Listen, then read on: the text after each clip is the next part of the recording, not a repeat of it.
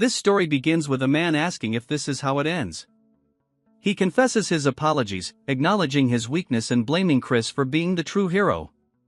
However, a woman intervenes, revealing that he is actually the hero named Evan. She emphasizes that they all gave their best, and if Chris had only learned swordsmanship a bit earlier, he could have achieved 9 stars and become a 10-star hero. If only that had happened, they could have prevented the end. Evan, the jack of all trades and master of all, is known as the great extra character. His journey began when he was 20, after escaping his clan and dreaming of success. While working in the back alleys, he stumbled upon a scene of flying wyverns, the invasion of the magic empire by the demon king of carnage, the Age of Destruction. Amidst the chaos and panic, Evan noticed a recruitment notice for a party traveling with the hero. He saw this as a once-in-a-lifetime opportunity to achieve greatness and enjoy wealth and honor afterward. However, his dreams were shattered when they failed, and the dominion of light fell into the hands of the demon king. Evan expresses his wish to turn back time, hoping to select Chris as the hero. Chris questions his meaning, stating that even if he could turn back time, he wouldn't relive this suffering. He believes that one life of suffering is enough, and there's no point in daydreaming about it when the world is about to end. As they all gaze up at the sky, the impending doom hangs heavy in the air. He declares that this is truly it. In his next life, not that it exists, but if it does, he hopes to be born into the family of a wealthy nobleman. That was his final thought. The scene shifts to a later time as he gazes down at his hands.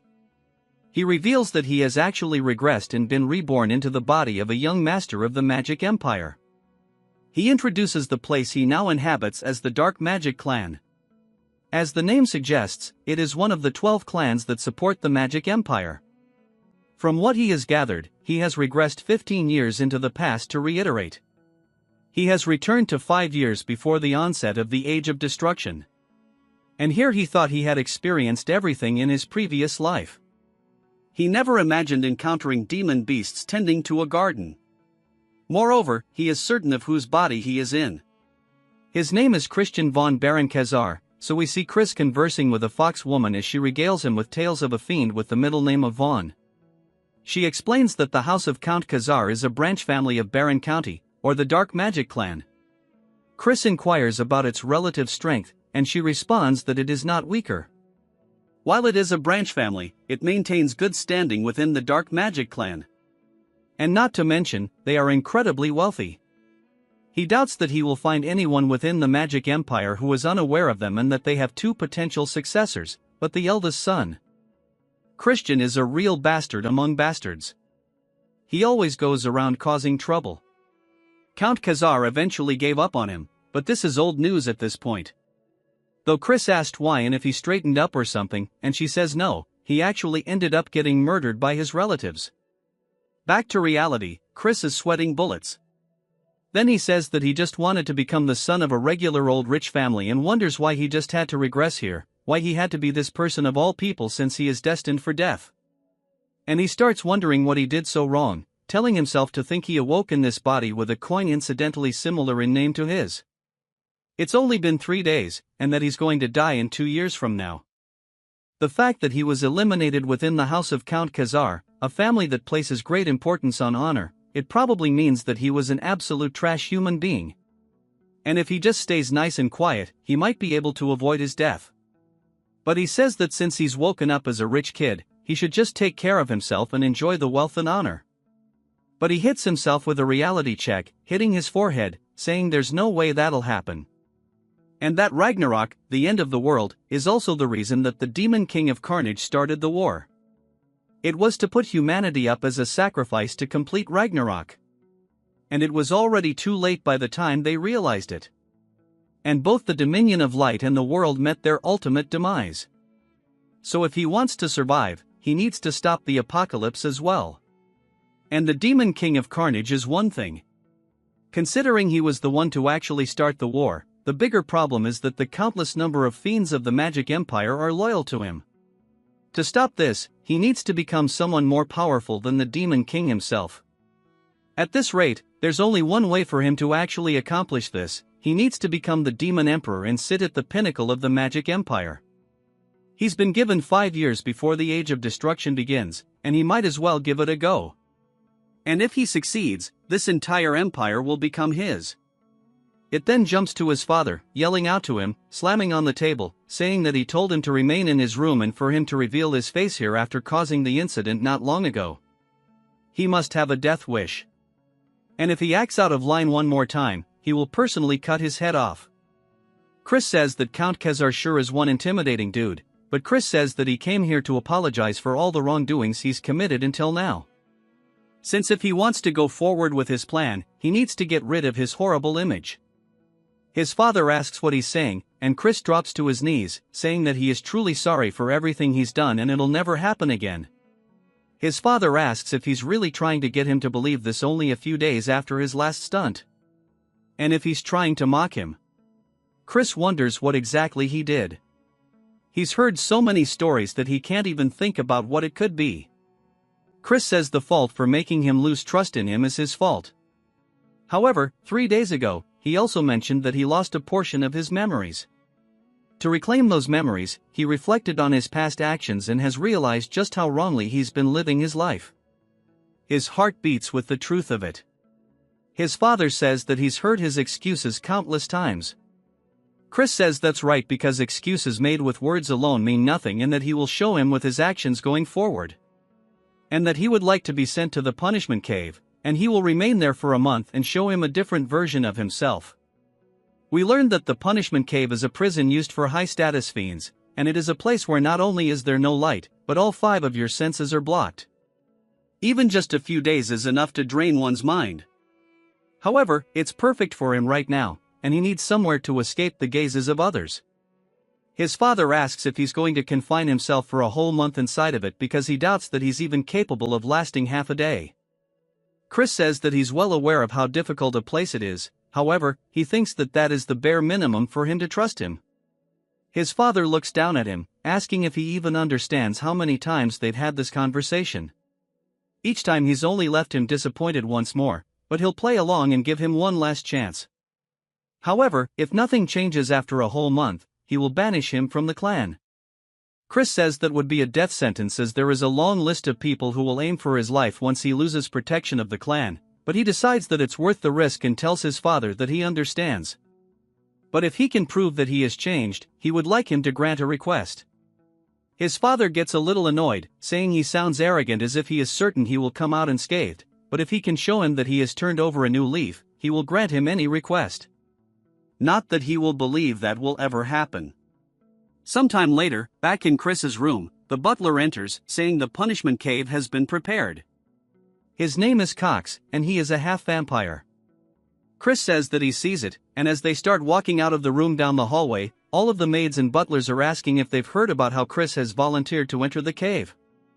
They wonder what scheme he's pulling. There was an incident where he insulted the young lady of the Poison Magic clan and that it was an incident that the Count himself had to personally apologize for and that it's pretty embarrassing having to save face against a rival clan. They wonder when he's ever going to mature, but they still have their doubts, he ever will. They start debating on how long he'll last in the cave, and one of them says 2 days is definitely the max. But Chris smiles as he walks down the hallway, and we see what I assume is his younger brother also eavesdropping. It then jumps to the punishment cave, and Cox tells him that they have arrived. Chris looks up at one of the statues outside of it, and it turns out it's not actual, only a statue but rather a Death Knight, which is a guard, and he says this is pretty fitting of the Magic Empire, but he doesn't care as long as it stops people from entering the cave. We then hear his little brother call out to him, and when Chris turns around to see him, he says this is a familiar face. He is his biological younger brother and a model student. His name is Thurn von Baron Khazar, and we see him instantly pull out his rapier, thrusting it towards Chris's throat. He stops just shy, but Chris doesn't even flinch. As he looks down into his brother's eyes, internally he's panicking, saying that scared the hell out of him. And he asks his brother, Thurn, what business he has with him, as it doesn't look like he's here to wish him farewell. Thurn says that he's sure he knows that he is a disgrace to the family, but if he sullies the honor of the family again, he will kill him himself. He asks if he understands that this is his final warning. Chris says he sees it must be him who killed Chris in his last life and he's personally met Thurn before during the Age of Destruction. He was a fiend famous for cursed magic. Chris says that it seems like he was cute while he was a kid and he seems to have trained diligently at this point too, but he's nothing more than a brat against him who has seen the worst the Age of Destruction had to offer. As he tells his brother to remove it, Thurn asks him what he just said, and Chris says that he understands, so he should get going. Thurn tells him that he's serious, but Chris completely ignores him, entering anyway, leaving it just awkward as hell outside. Thurn starts yelling, asking Cox what the hell was with that attitude, but on the inside, as Chris is walking forward, he looks around, saying that he can't actually see or hear anything. There's only the faintest sensation remaining around his fingertips, and he bets that is on purpose so that prisoners can feel the objects they bring in or else they might starve to death. An ordinary person would quickly feel mentally drained. In such a place, however, that's irrelevant to him as he's experienced worse during his time as a treasure hunter, and blocking off the five senses is something he's wanted since it will let him see further into himself. Without it, he can't overhaul this broken body. Of course, it also requires a lot of time and luck, but with the medical skills he's suffered to master as the divine doctor and the bone compression art he modified from the circus and finally the magic stones of different properties, it is certainly doable. He honestly thought he wouldn't be able to get a hold of magic stones since they are expensive, but he guesses this is the niceties of an elite clan that heeded his request, even though he's a good-for-nothing yet. In his previous life, he and Evan struggled to obtain them as they had to slave away in the mines. The start will be with the white magic stone, which will purify the toxins.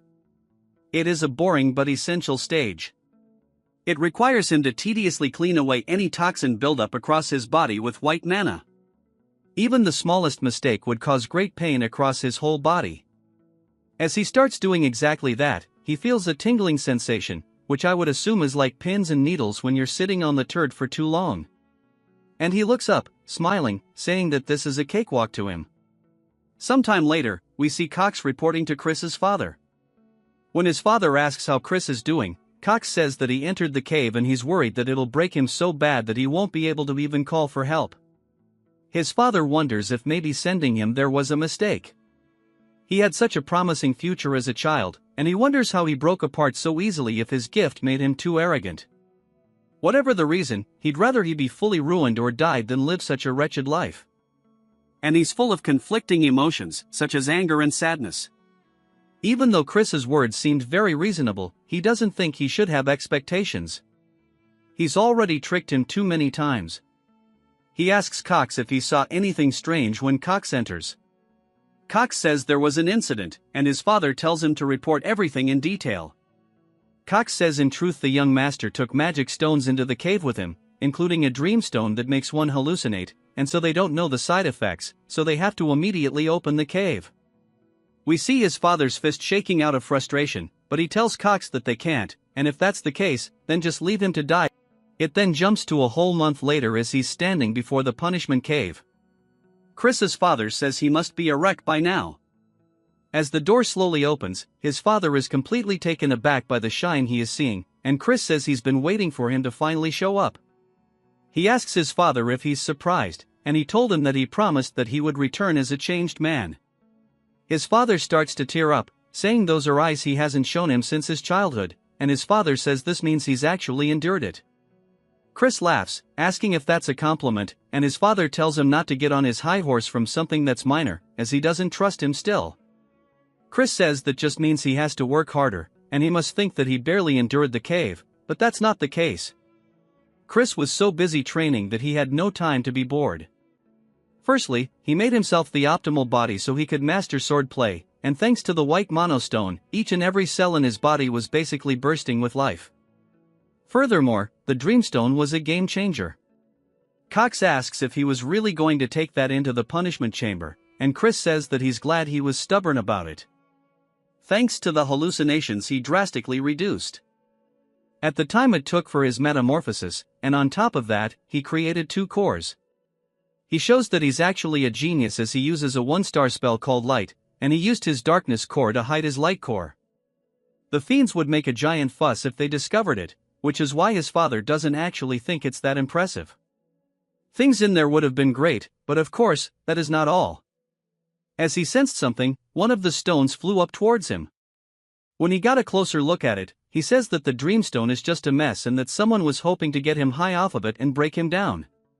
But he willingly accepted it and took it head on. He used it as a sacrifice for his leap forward.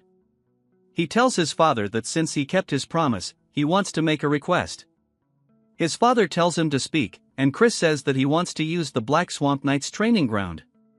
But his father says it is not good for nothing, like Chris has no place to be there as they are one of the 3 orders of knights supporting the Dark Magic clan. He must know that only the most elite knights may display their skills there. Chris says he's only asking to borrow the training ground and he believes watching the bravery of the Black Swamp Knights would be a good influence on him as he doesn't plan to actually join their order.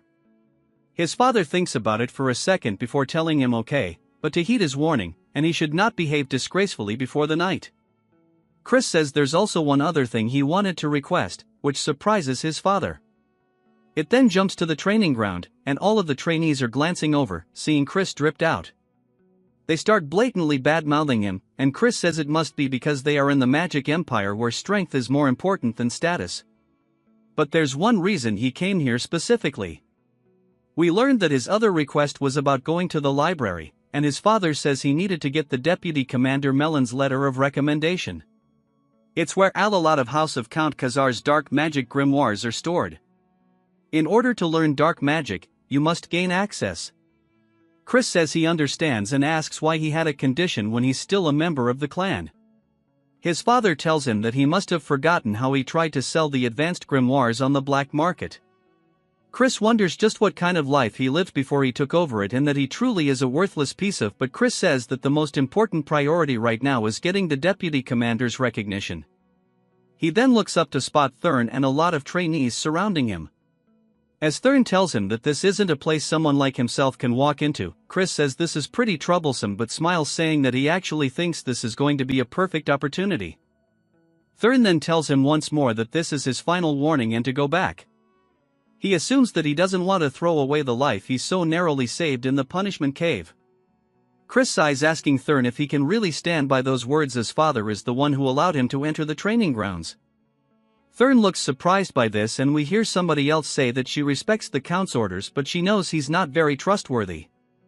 And we introduce Melon, the deputy commander of the Knights based off her dark energy. She's at least a 4-star and it seems like they intend to scare him off from the start, but he is used to threats like this. He bows, greeting her, and she's just surprised that he withstood her dark energy.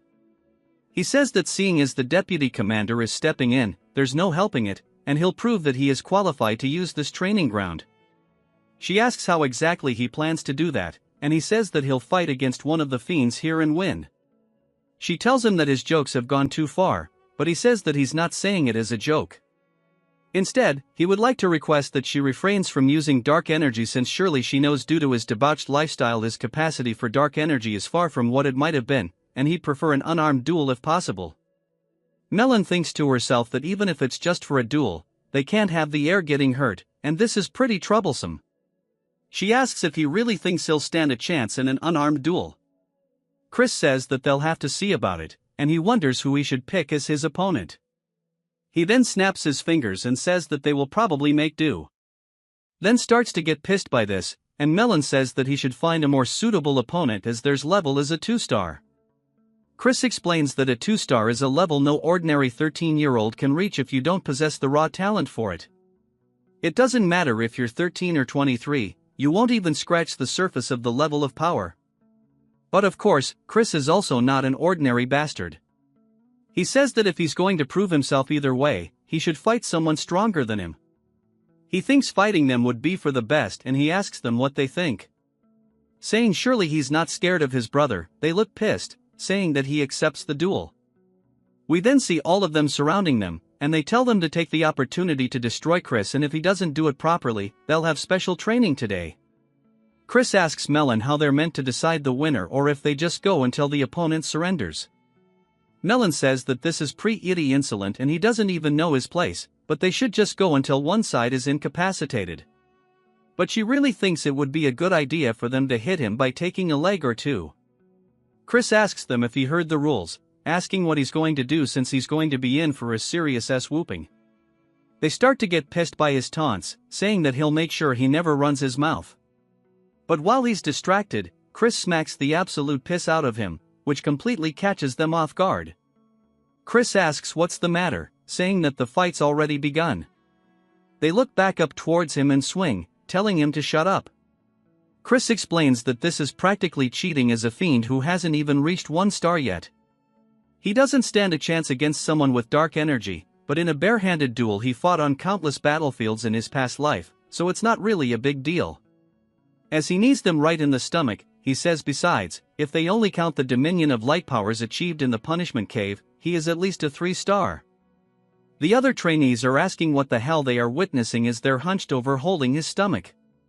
Chris asks if he's crying and if he wants him to blow on his boo-boo, just straight taunting his little brother. Thurn starts asking him what trick he pulled, but of course, Chris is satisfied, saying that seeing him in this state is refreshing. There's nothing like a trick here and that his brother is just a bit too weak. Thurn starts to get pissed, but Chris continues taunting him, saying that he's so quiet he can't hear him.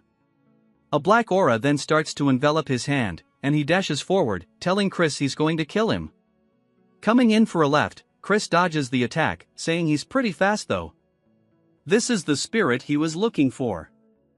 As Thurn continues punching towards his face and missing, Chris says this still isn't enough. As he raises his hand, cutting off the aura from the rest of his body, even Thurn realizes that his dark energy is starting to dissipate. Chris hits him with an uppercut, saying that fighting is all about instinct as his eyes go white and he falls to the floor. The rest all look surprised and they start wondering if maybe they let his guard down, saying that maybe he would throw his dark energy because he was worried he would hurt Chris, otherwise, it wouldn't make any sense. But Melon seems to have a better understanding as she's genuinely surprised. Chris says with this, surely he's proven he's qualified, and Melon says yes. Chris thanks her and puts on a calm demeanor, but in reality, he's just hella glad that it worked, saying that now he's going to devour everything, swordsman and magic alike. It then jumps back to the house, and Chris explains that he has reached 1 star in dark magic since he's still not fully accustomed to handling dark energy, and there was a lot of residue left over by Christian. It took longer than he expected. As for wielding the power of light at the same time, he'll need to raise his level further for that to be possible. He rings the little bell only for a woman to slowly appear in his room, asking if he called for her. We are introduced to Mary. His sign made, he says he can't believe they are using a high-level evil spirit, a banshee, as a maid. And admittedly, though, it was due to Christian's constant troublemaking that they couldn't.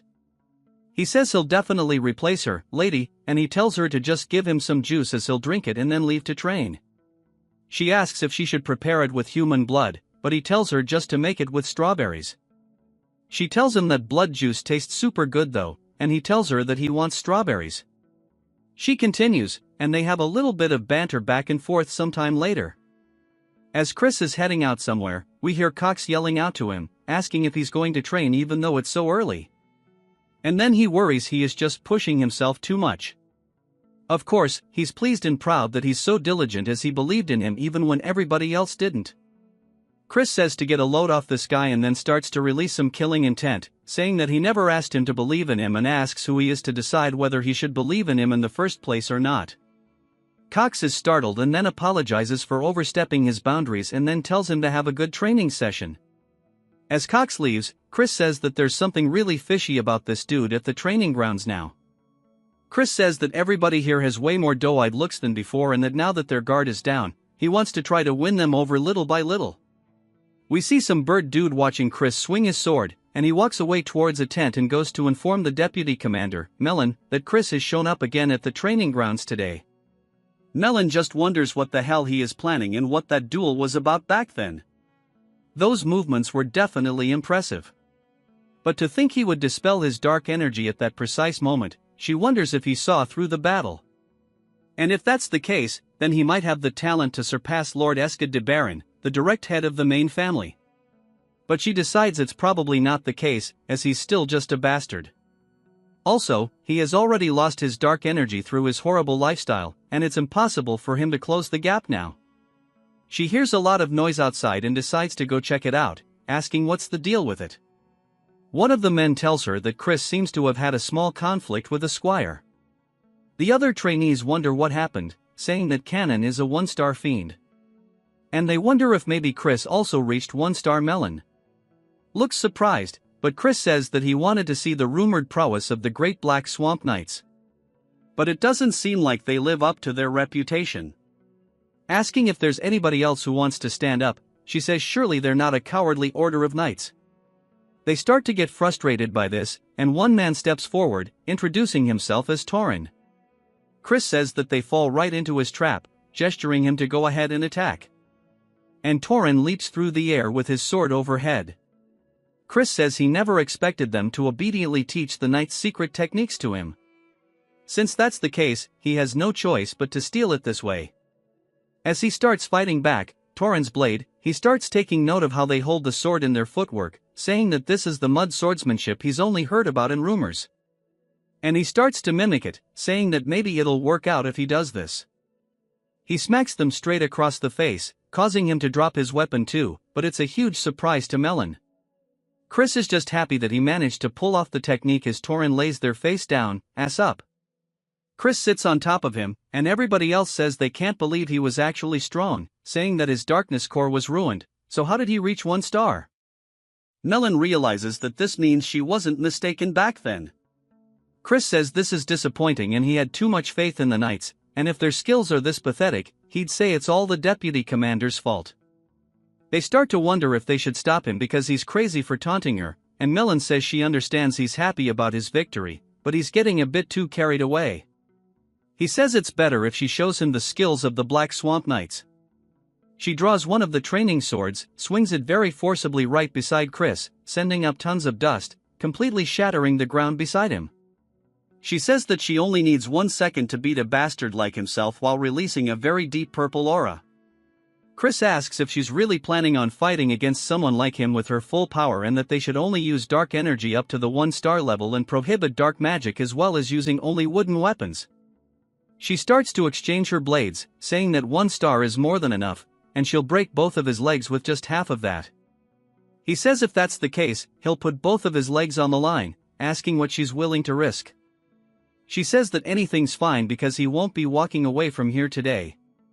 As she dashes forward, he blocks her attack with a sword, but it is definitely heavy. As we see him starting to get pushed back, she continues swinging all over, but he is managing to keep up by blocking and parrying. Even the other trainees notice this, saying that he's held up for a while considering he's up against Melon, but they say that it must be because her main weapon is the great sword, but we see she's frustrated saying that for some reason her attacks are not reaching him even though he's a weakling through and through. He shouldn't be any match for her. She says that when he fought there in the fight just now with Tauren this happened as well.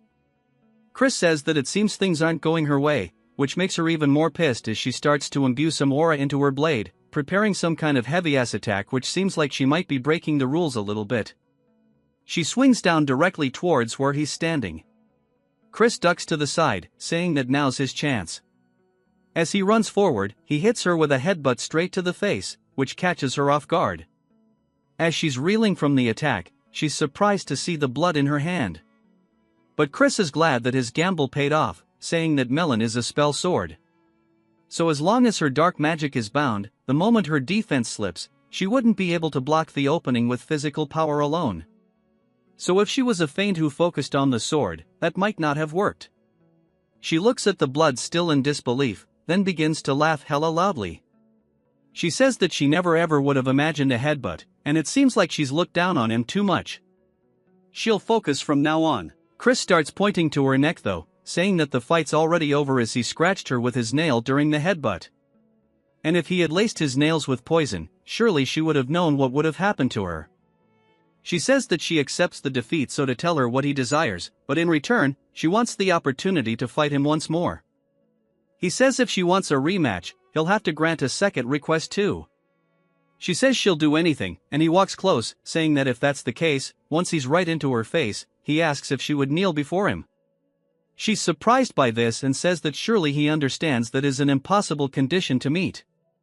Her loyalty lies with the main family of the dark magic clan house, Baron. He says, of course, he knows that she is here on an excursion from the main family. However, all of this itself would be resolved if he were to become the young lord of the clan. She's surprised by this and tells him that's utter nonsense, as the 5 young lords whose succession rights have been recognized are all from the direct descendants of the main family. He says there's no rule that says a branch family member can't become a young lord. But about her second duel request, asking if she would like to do it a month from now, he says about the next time they won't limit themselves. She says that he'll have no chance of defeating her. He says that who knows, as few things are truly impossible in this world. She sits there just staring at him, still with blood on her face.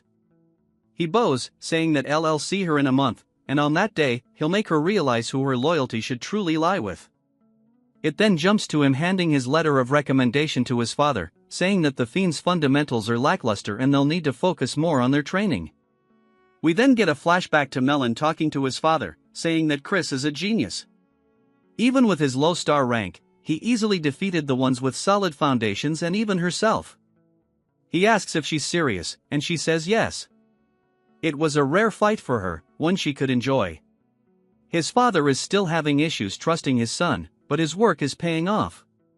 Chris asks if there's something on his face, but his father says it's nothing. But as promised, he'll grant him the key to the library. As Chris leaves, he says this was all he wanted, and he obtained the library key and even changed Melon's mind, and that Melon is a fiend from the main family of the Dark Magic clan. During the Age of Destruction, she was active as a 6-star high fiend. So if he wants to take control of the entire Dark Magic clan, he needs to make her one of his people. Of course, he hasn't completely won her over, but 1 month will be enough because he's a genius. And speaking of Count Khazar, the look his father had earlier was definitely one of pride's for his son, but he supposes that makes sense because even fiends have familial attachments, and maybe he'll even turn out to be a better father than the one he had in his previous life. He finally embraces Count Khazar as his father, saying that he won't disappoint him. As he heads into the library, he says that there's blood magic summoning studies, curse studies, and they're all things that are forbidden in the Dominion of Light. He picks out one of the books, and as he moves it backwards, he sees Mary smiling at him, which causes the dude to die of a heart attack on the spot. He asks why the hell she's here, and she laughs, saying why else, as she was once the librarian at this place after all. She causes all the books to start floating around, then says that maybe he came here knowing this and wanted to monopolize her all to himself. He tells her to shut up, and she says that he's making her heart go crazy with such direct language. They continue their banter a little later. Mary tells Chris that the grimoire he has chosen contains a 4-star dark magic called Binding Seal, and as he is now, he won't comprehend it. Chris closes the book but tells her it's fine because he's a genius. She clearly doesn't think that's the case but pretends by saying that not only is he handsome but he's also a genius, and that's truly super. But he can tell that she's forcing it and tells her to stop doing it. She asks if there's a reason he specifically chose the book, and he says of course, as he needs to catch a rat. A little while later, as he's training with everybody else, he explains that the first potential rat is then no one in this house despises him more for being a good-for-nothing, and the second potential is Cox. Even though he's not a descendant of the clan, he has free access to the punishment cave, and fiends prioritize power over social status. Yet he circles around Chris, sucking up to him. It could also be a third party he is not yet aware of. Whatever the case, they want to see him in ruins, seeing how. They provided him with a dreamstone in the punishment cave. He wonders if maybe he should act like the bastard they want him to be. And then whoever looks happy with him acting out would likely be the culprit. He screams, saying that this training is way too hard. And he leaves, telling them to have fun. And he quits. The other trainees wonder what's wrong with him. And then we see him breaking a plate at dinner. And his father yells at him. But Chris says the servant should have given him proper food to begin with, and he tells her to not just stand there and remake his food. His father seems disappointed, saying that he's a fool for thinking he's matured, and walks out of the room. Chris says he feels bad, but it's for the good of the family, so he hopes he understands. He worked hard to spread rumors that he'd return to being a bastard. He bullied maids while they were cleaning and wasted money like it was water. We see a wine glass being poured, and Chris asks Mary why she won't let him drink the wine. She tells him that he's doing it right now, though he says he can tell it was non-alcoholic. She says that since he's underage, he can't be drinking, and he asks why that matters since he's still good for nothing. She asks if he's decided to be a bastard again, saying that's fine. Even so, because she'll stay forever by his side, he says it's like he told her he's just trying to catch a rat. As we see a spell forming in front of him, she's surprised to see he already met and mastered the binding seal. He does his best to play it off, saying that he told her he's a genius and he modified it to be usable even at a lower star level. He hasn't been just goofing off, he's been working hard at mastering various spells. She wonders if maybe he's truly a genius. Then, she slams the door open. Chris says he needs to act drunk quickly, asking her what he's doing here. Then, she asks if this is the best he can do, as he thought he had truly changed for the better. Chris can tell he's angry, and he decides to cross him off as a suspect. He smiles and tells her that he thinks there's a rat hidden in the house. Then, she asks what he's talking about, and Chris says someone wishes to see his downfall and he intends on dancing to their tune for a while. Then, she asks if he's really saying it's all an act, and Chris says yes, even the wine is fake. As she smells it, she can tell it's not alcoholic. Asking who the rat is, Chris tells him that it's hard to say right now, but they should take the bait anyway. Now, as he throws the wine bottle to the ground, one of the butlers runs in, asking if something's wrong. Chris says this isn't the wine he asked for and to bring him another one. The butler tells him that Cox is currently preoccupied, and Chris says that he guesses he needs to pay him a visit. While still acting drunk, then says he's playing this role too well. And then it jumps to Chris slamming a bottle right in front of Cox's face. Cox asks what brings him here, and Chris pours the bottle over his head, saying this is not the wine he asked for. Wondering if he's looking down on him, Cox says, of course not.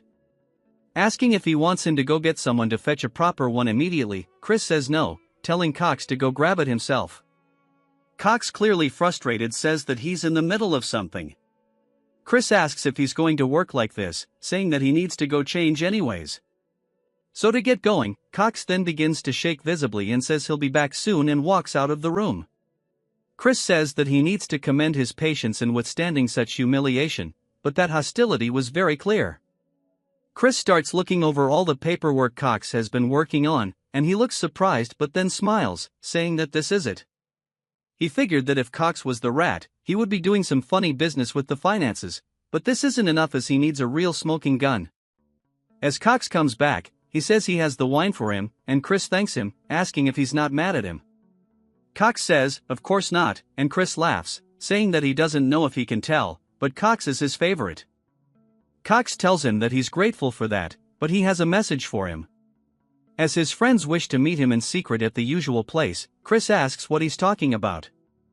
Cox says, although he would prefer him not to associate with them, it is not his place to be judging his friends. Chris says that he guesses he'll meet them then, and Cox tells him to do as he wishes, but he can't help but smile a little bit, saying that things are going better than he expected them to. It then jumps to a whole table of food, and we hear someone telling Chris that they've heard rumors that he's changed recently, but there's still no way that he's the best among them.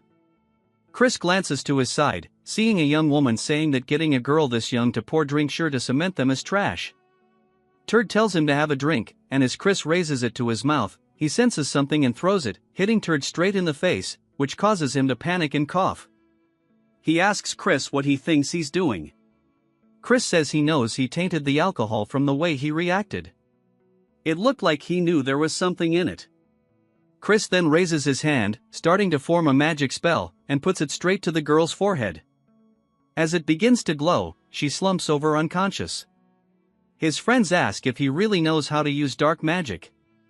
Chris says he doesn't think now is the time for them to be surprised by that. He grabs Turd and Pomodore by their heads, slamming them straight into the table, but not just once. He does it over and over. Turd asks why he's doing this, trying to calm him down. Chris says if he still doesn't know what he did wrong after getting hit like that, they can die here and now.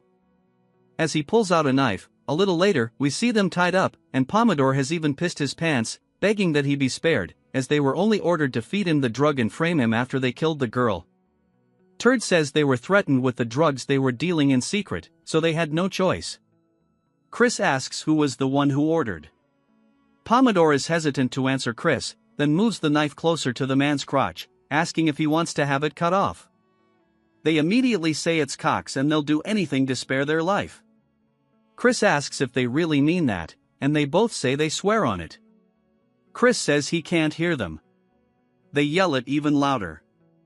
He says that he'll take their word for that as he begins to cast another magic spell. It starts flying into their foreheads, and he tells them to listen to what he tells them and carry it out properly. They both fall unconscious onto the floor, Pomodoro or even foaming out the mouth a little later. Cox runs into Chris's father's office, saying there's a problem.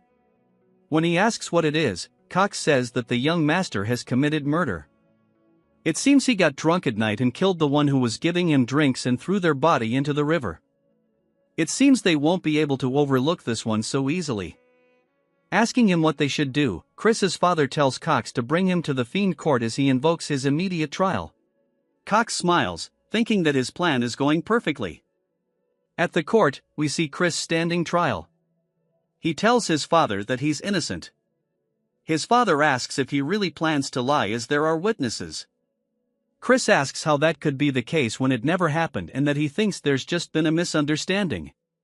As the young woman enters the room, he says that this is the dead servant herself, Turd and Patter. Look genuinely surprised by this, she says that Chris took her home after she woke up from falling unconscious and he even gave her money to help her pay her rent, but Pomodoro and Turd are the evil ones and they put drugs in Chris's drink. His father asks what's going on here, and Chris decides that it's time to get this show on the road and begins activating his magic. Turd says that it's correct. They gave false reports, and Pomodoro says it was because they were given orders by the butler Cox to frame the young master. Cox starts panicking, asking why that kind of trash they're spewing, and that this is slander, and that Chris and his friends are trying to frame him. Cox also tells Chris that the joke's gone on for too long, and he's crossed the line, but Chris knew he would react this way, and he says as the victim of this incident, he would like to request one thing. His father asks what it is, and Chris says that he wants him to act as a proxy of his authority to directly question Cox. His father looks a little confused but decides to go along with it, saying that he'll leave it to him to head the defendant's stand, but to know the moment he acts in a way that is inappropriate, his authority shall be revoked immediately. Chris says that he'll finish this quickly, and as the representative of the great ruler of the Magic Empire, the Demon Emperor, and as a member of the Dark Magic clan that governs the eastern region of the Southern Magic Kingdom, and as a representative of Count Khazar, he will now question the defendant. He asks Cox if he swears that he will only answer with the truth to his words. Cox says that he will, and Chris says that as a representative of the Demon Emperor, he asks if he swears to only answer the truth. Cox says that he does, and then a magic spell begins to flow towards his forehead, causing him to hold his head in pain. He wonders what the hell is going on. Others start to recognize it as the binding seal. Asking how Airbrat could use a 4-star dark magic, Chris says that this was modified so it could be used at a lower star rank. However, it has additional conditions, and that is he needs the target to swear twice, and that Cox has now fallen right into his trap. Cox asks him what he just did, and Chris says that he just swore that he will answer with nothing but the truth and asks what the reason he hired his friends to slander his name was for. Cox's head starts to feel hella painful as he lets out a scream, and he says that he received an order and that there was a man who knew of his corruption and threatened him, telling him to ruin the young master. This is why from when he was young, he has been sabotaging him. Chris says that by corruption, he's talking about the embezzlement he's been committing for quite some time, and he's already seen through that as well. He leaps down, asking Cox who gave him the order. Cox says that if he says it, then he'll be in a bad position, but Chris uses the binding spell, telling him to speak now. Cox says that it was Sir Escott and that it was the second son. Cox panics and says that he needs to run away before he gets killed by him, but Chris draws the blade from the nearby guard and cuts Cox's head clean off. Much to his father's surprise, Chris says that by the borrowed authority from the Count, he has punished the sinner as Cox's corpse lies there on the floor. His father asks why this was the decision he came to, and Chris says that had they left Cox alive, the main family would have fabricated evidence and covered up his incident. They cannot be indulgent with him furthermore. He intends to ensure that everyone remembers the truth of it and that he should try to sabotage him. His father looks a bit anxious and then snaps his fingers, telling him to follow him as he opens up some kind of gateway behind him. Chris enters, asking where they are. His father says that this is a secret training ground as there are too many eyes in the courtroom. His father then says about what he said just now, asking if he means to say that Eskid will cause more trouble as a result of the succession conflict because a family's power and authority is directly tied to the successor they support. He tells him his decision was correct, but he feels that he may have acted hastily. However, with things as they stand now, they will have to support the first young lady. The first young lord isn't an option because he is a crazed, bloodthirsty lunatic. Chris says there is also another option, which is for he himself to become the successor. His father says that's nonsense, but Chris says that someone from a branch family can be recognized as a successor if they possess the necessary ability. His father says that's just a role by name alone and it is not enforced. Chris says that he doesn't really know about that because why else would he should try to sabotage him? His father says that he may have been more talented than Eskid in his childhood, but he's been lagging quite far behind him now. Chris says that he'll make quick work of catching up, but to do that, he needs his help. He wants his father to use his authority to recommend that he participate in the Sacred Dark Rite competition. He says that's wrong too. 2 months from now, his father tells him that he'll need to be a 2-star to participate and that he only just gained 1 star. Chris says that he'll make sure to reach it within the next 2 months. Then, so surely this one time his father can help him out. Sometime later, we hear the maids talking about how it seems Chris truly has changed and they have heard that the Count himself has been personally training him. Asks if she has meant the same training that even the senior knight struggled so much with and that he doesn't know how long Chris will last. As we see Chris cutting something cleanly in half, he says that he needs to bind it with mud swordsmanship and then sever it with blackside swordsmanship. Asking his father if he's correct, his father says that he only started teaching him this today, yet he understood it immediately. Chris asks why he has to keep doing it this way because keeping them separate is so weird. His father asks what he means and Chris says that he feels like there's a more efficient method. As another mushroom monster spawns in, Chris runs forward, cutting its legs clean off. His father says that was mud swordsmanship, asking how he did that when it's not meant for slicing. Chris explains that he only used the mud swordsmanship but he wrapped it in the black side sword energy. His father internally is freaking out, saying that's not something a 1-star should be able to do, but plays it cool, saying that's pretty powerful, but using 2 techniques means it's going to be difficult to use curses too. Chris shows that he can still do it anyways and says that it's still pretty easy and it's not really an inconvenience at all. His father then freaks out externally this time too. It jumps to 2 whole weeks later as Chris is lying on the ground. He says that running is so hard and it's not like he can half-ask this since stamina is key to increasing his power stage. We then hear Melon asking if he's already exhausted as the duel isn't far off and she's eagerly waiting for the promised day to arrive, he says. She always has such an intense presence, and that he's doing his best to meet her expectations. She says that she's aware of his growth, but he's still a 1-star, and he'll never get her to kneel before him. He says that he's sure it would happen and he's sure he'll learn something through the duel, so it won't be for nothing if it doesn't. She laughs, saying that he's still full of energy, and she hopes he fights past his limits and entertains her. He says that she is currently an upper 4-star. We learn that in a single stage, there are 3 separate tiers, lower, middle, and upper. As an upper 1-star, he is way below her level. However, he comes from a rich family, which means that he's a wallet warrior. As he enters his room, he asks Mary if she's finished packing his bag for the outing, and she says, of course. And that's since it's their first outing together. She made sure to dress to impress. He says that he never said that she was coming with him, though, and she laughs, saying that he must be worried and she's going to get a heat stroke from this. And that he shouldn't care because it's her pleasure to serve him. He asks how a banshee is meant to get a heat stroke in the first place. He recalls asking his father if he could change to a human attendant, and his father says he cannot since he made a contract with Mary. And that a high-ranked banshee cannot be managed without a contract. And he asks his father if he could even tell him how to avoid the contract then, and he says that it's going to be him sharing a very deep kiss with Mary. Chris says that he can't believe Christian did this in the first place. He tells Mary that she can't come with him as he's headed to a place with lots of people.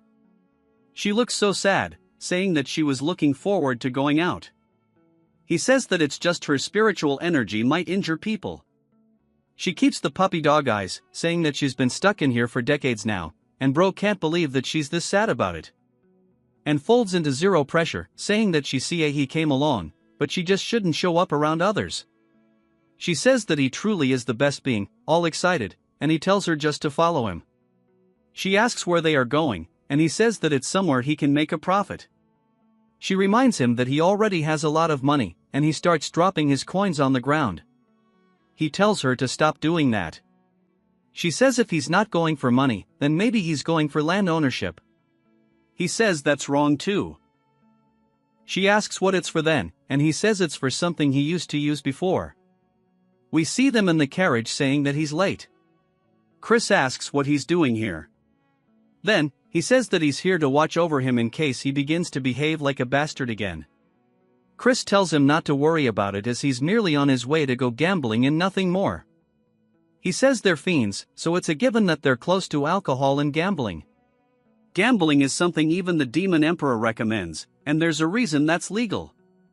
Then, he says that he should follow him there.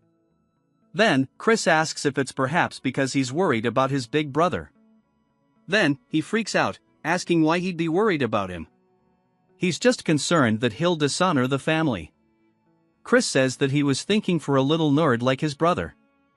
It'll probably be too stimulating anyways.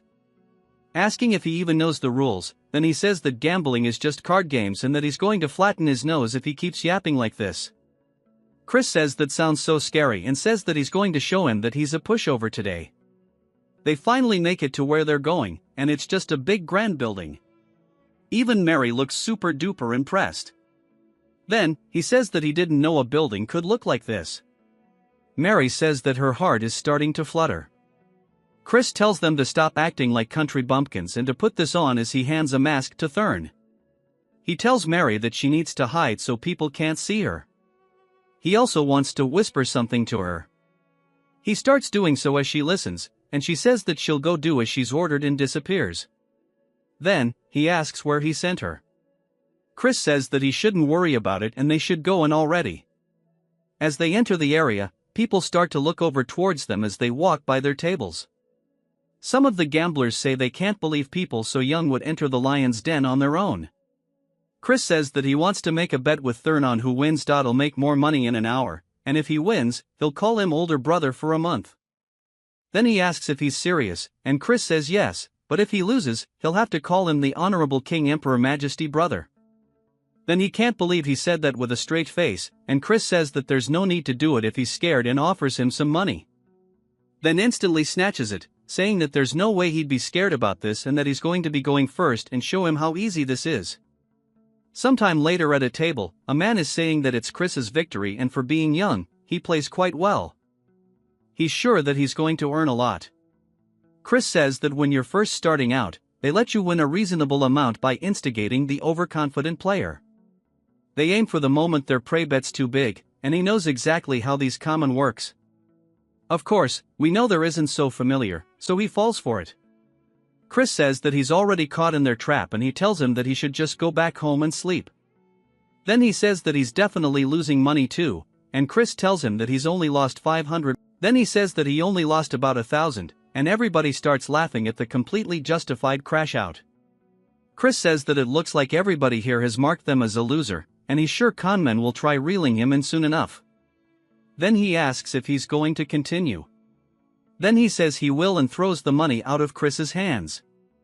Chris says that he's the one who tried to stop him, but he wants him to lose tons and become the perfect bait as that's the plan to begin with sometime later. As then sitting at his table looking at his cards, we see people cheating as they actively see what's in his hand, and Chris spots them. They tell him saying that this is perfect. Mary then appears behind Chris saying that she found the people he mentioned. He says that she did a good job while he's freaking out. He's low-key rising up. Mary a little later they arrive and Mary says this is the place. Chris tells her to open the door, and she does so. As they enter the room, the people start freaking out, asking who he is. Chris takes off his mask, saying surely everyone knows of him. They ask what business he has here, and he tells them to call their master over.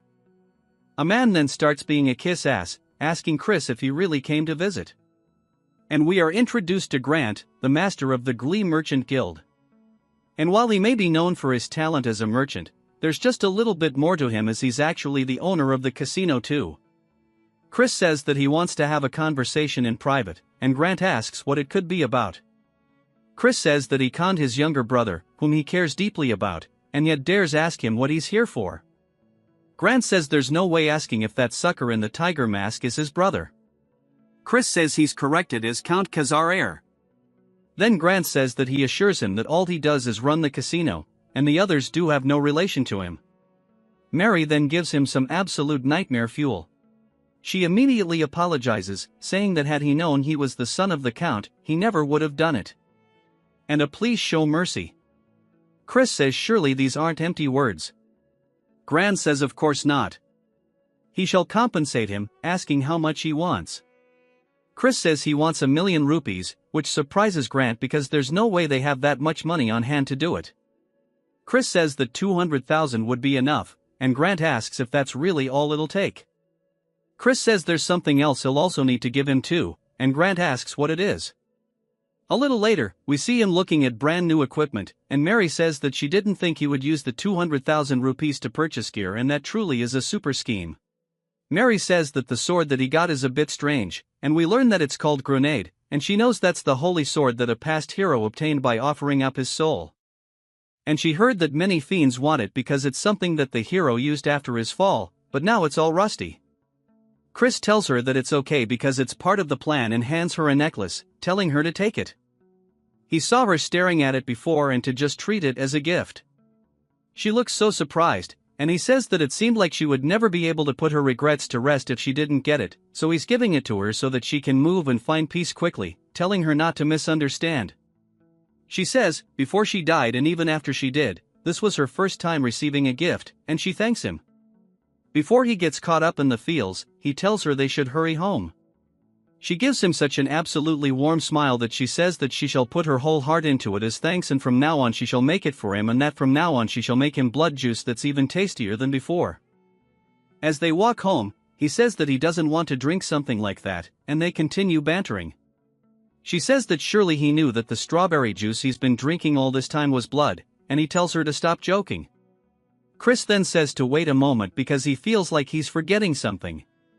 Of course, he's talking about the ring that he left at the casino. It then jumps to the next day as we hear them yelling out to Chris. Chris wakes up wondering what's going on, and then asks why he abandoned him.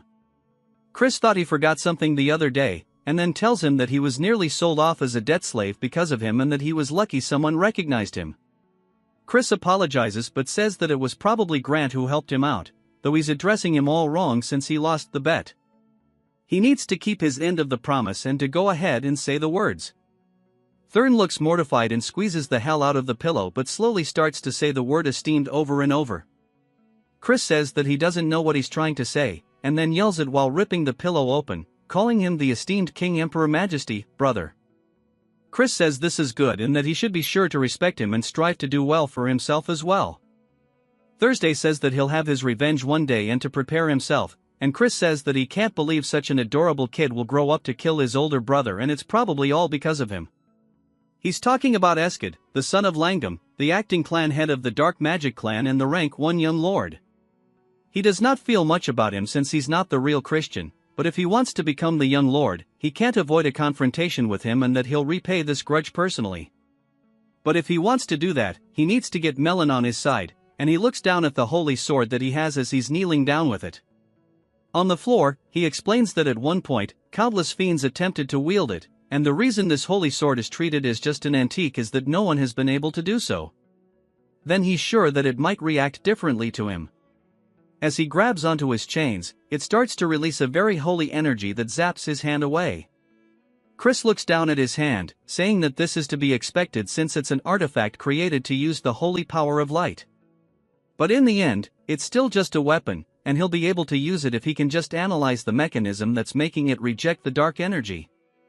As he starts hammering away at it over and over, it begins zapping the hammer with every strike, slowly shattering it upon contact.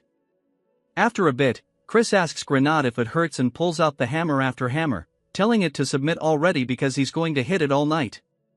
I feel bad for the poor sword. A few days later, at the secret training grounds, we see his father asking if he's done his preparations. Chris says he has, and we see a woman in front of him. He asks who she is, but he says that he thinks he's seen her somewhere before. He then realizes who it is and greets the KN commander of the Black Shadow Knights. She says it's been a while, and we learn that this is his aunt, named Marion. She is the daughter of the Elder Clan head, the master of the Dark Magic Clan, and the older sister of his father and Count Langam.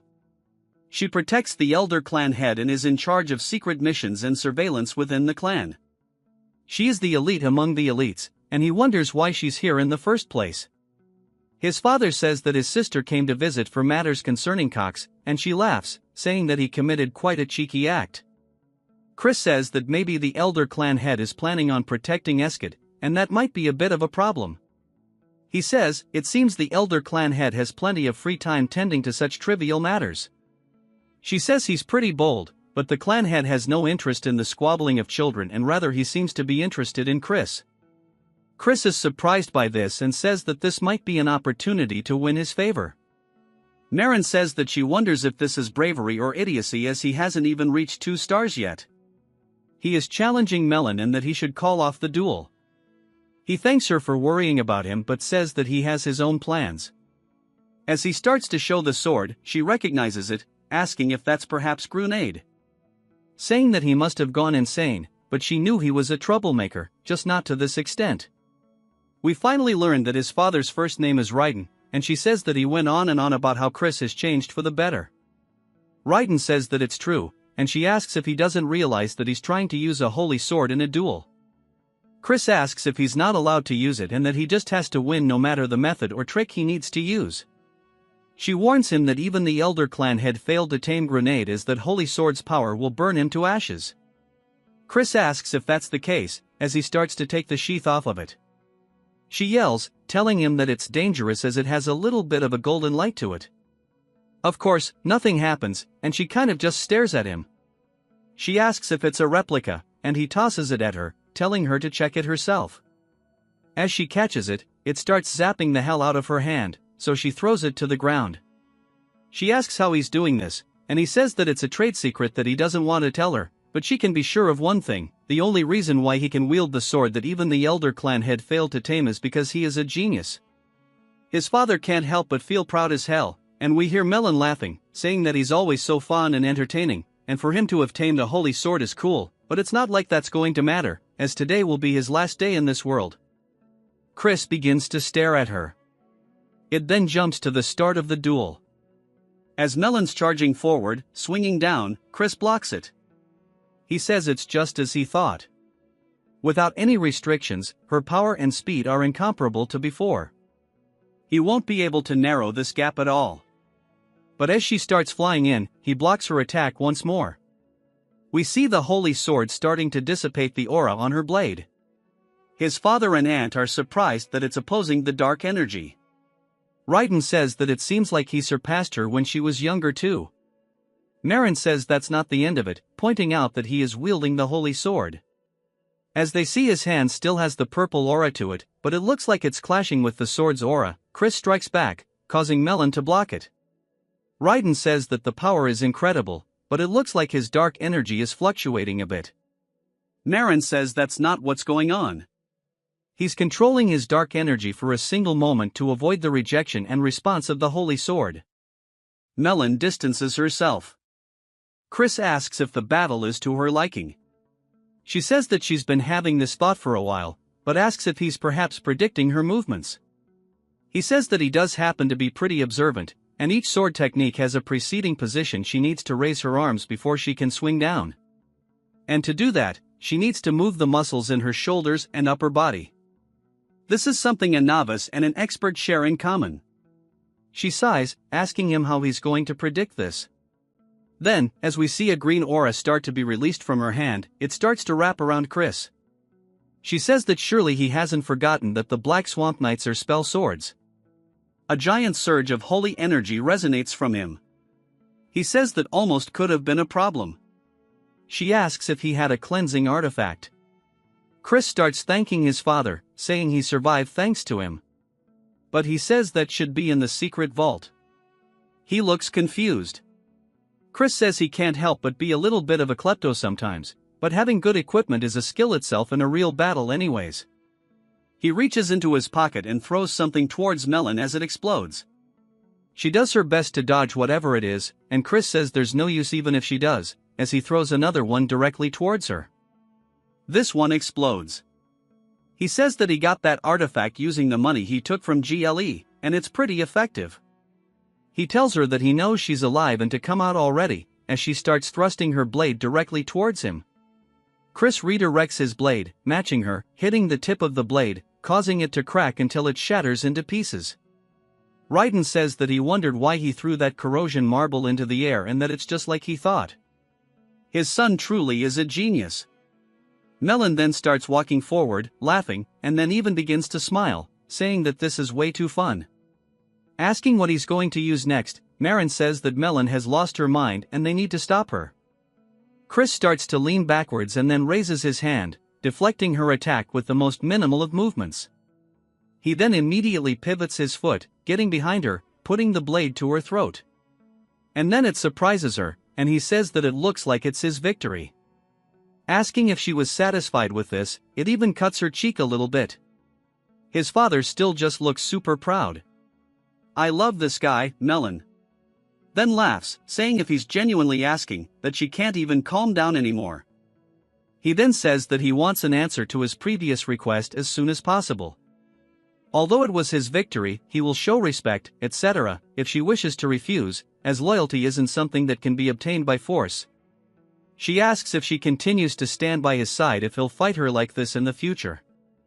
He grabs her hand, saying that he'll fight her as much as she wants it.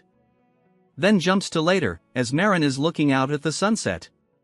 She says that him wielding dark energy like that is something special. As we see a man throwing the holy sword onto the ground, says he refuses.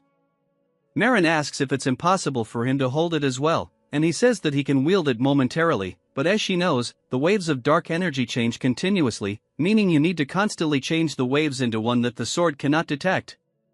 But there's no one who can do that in a real fight.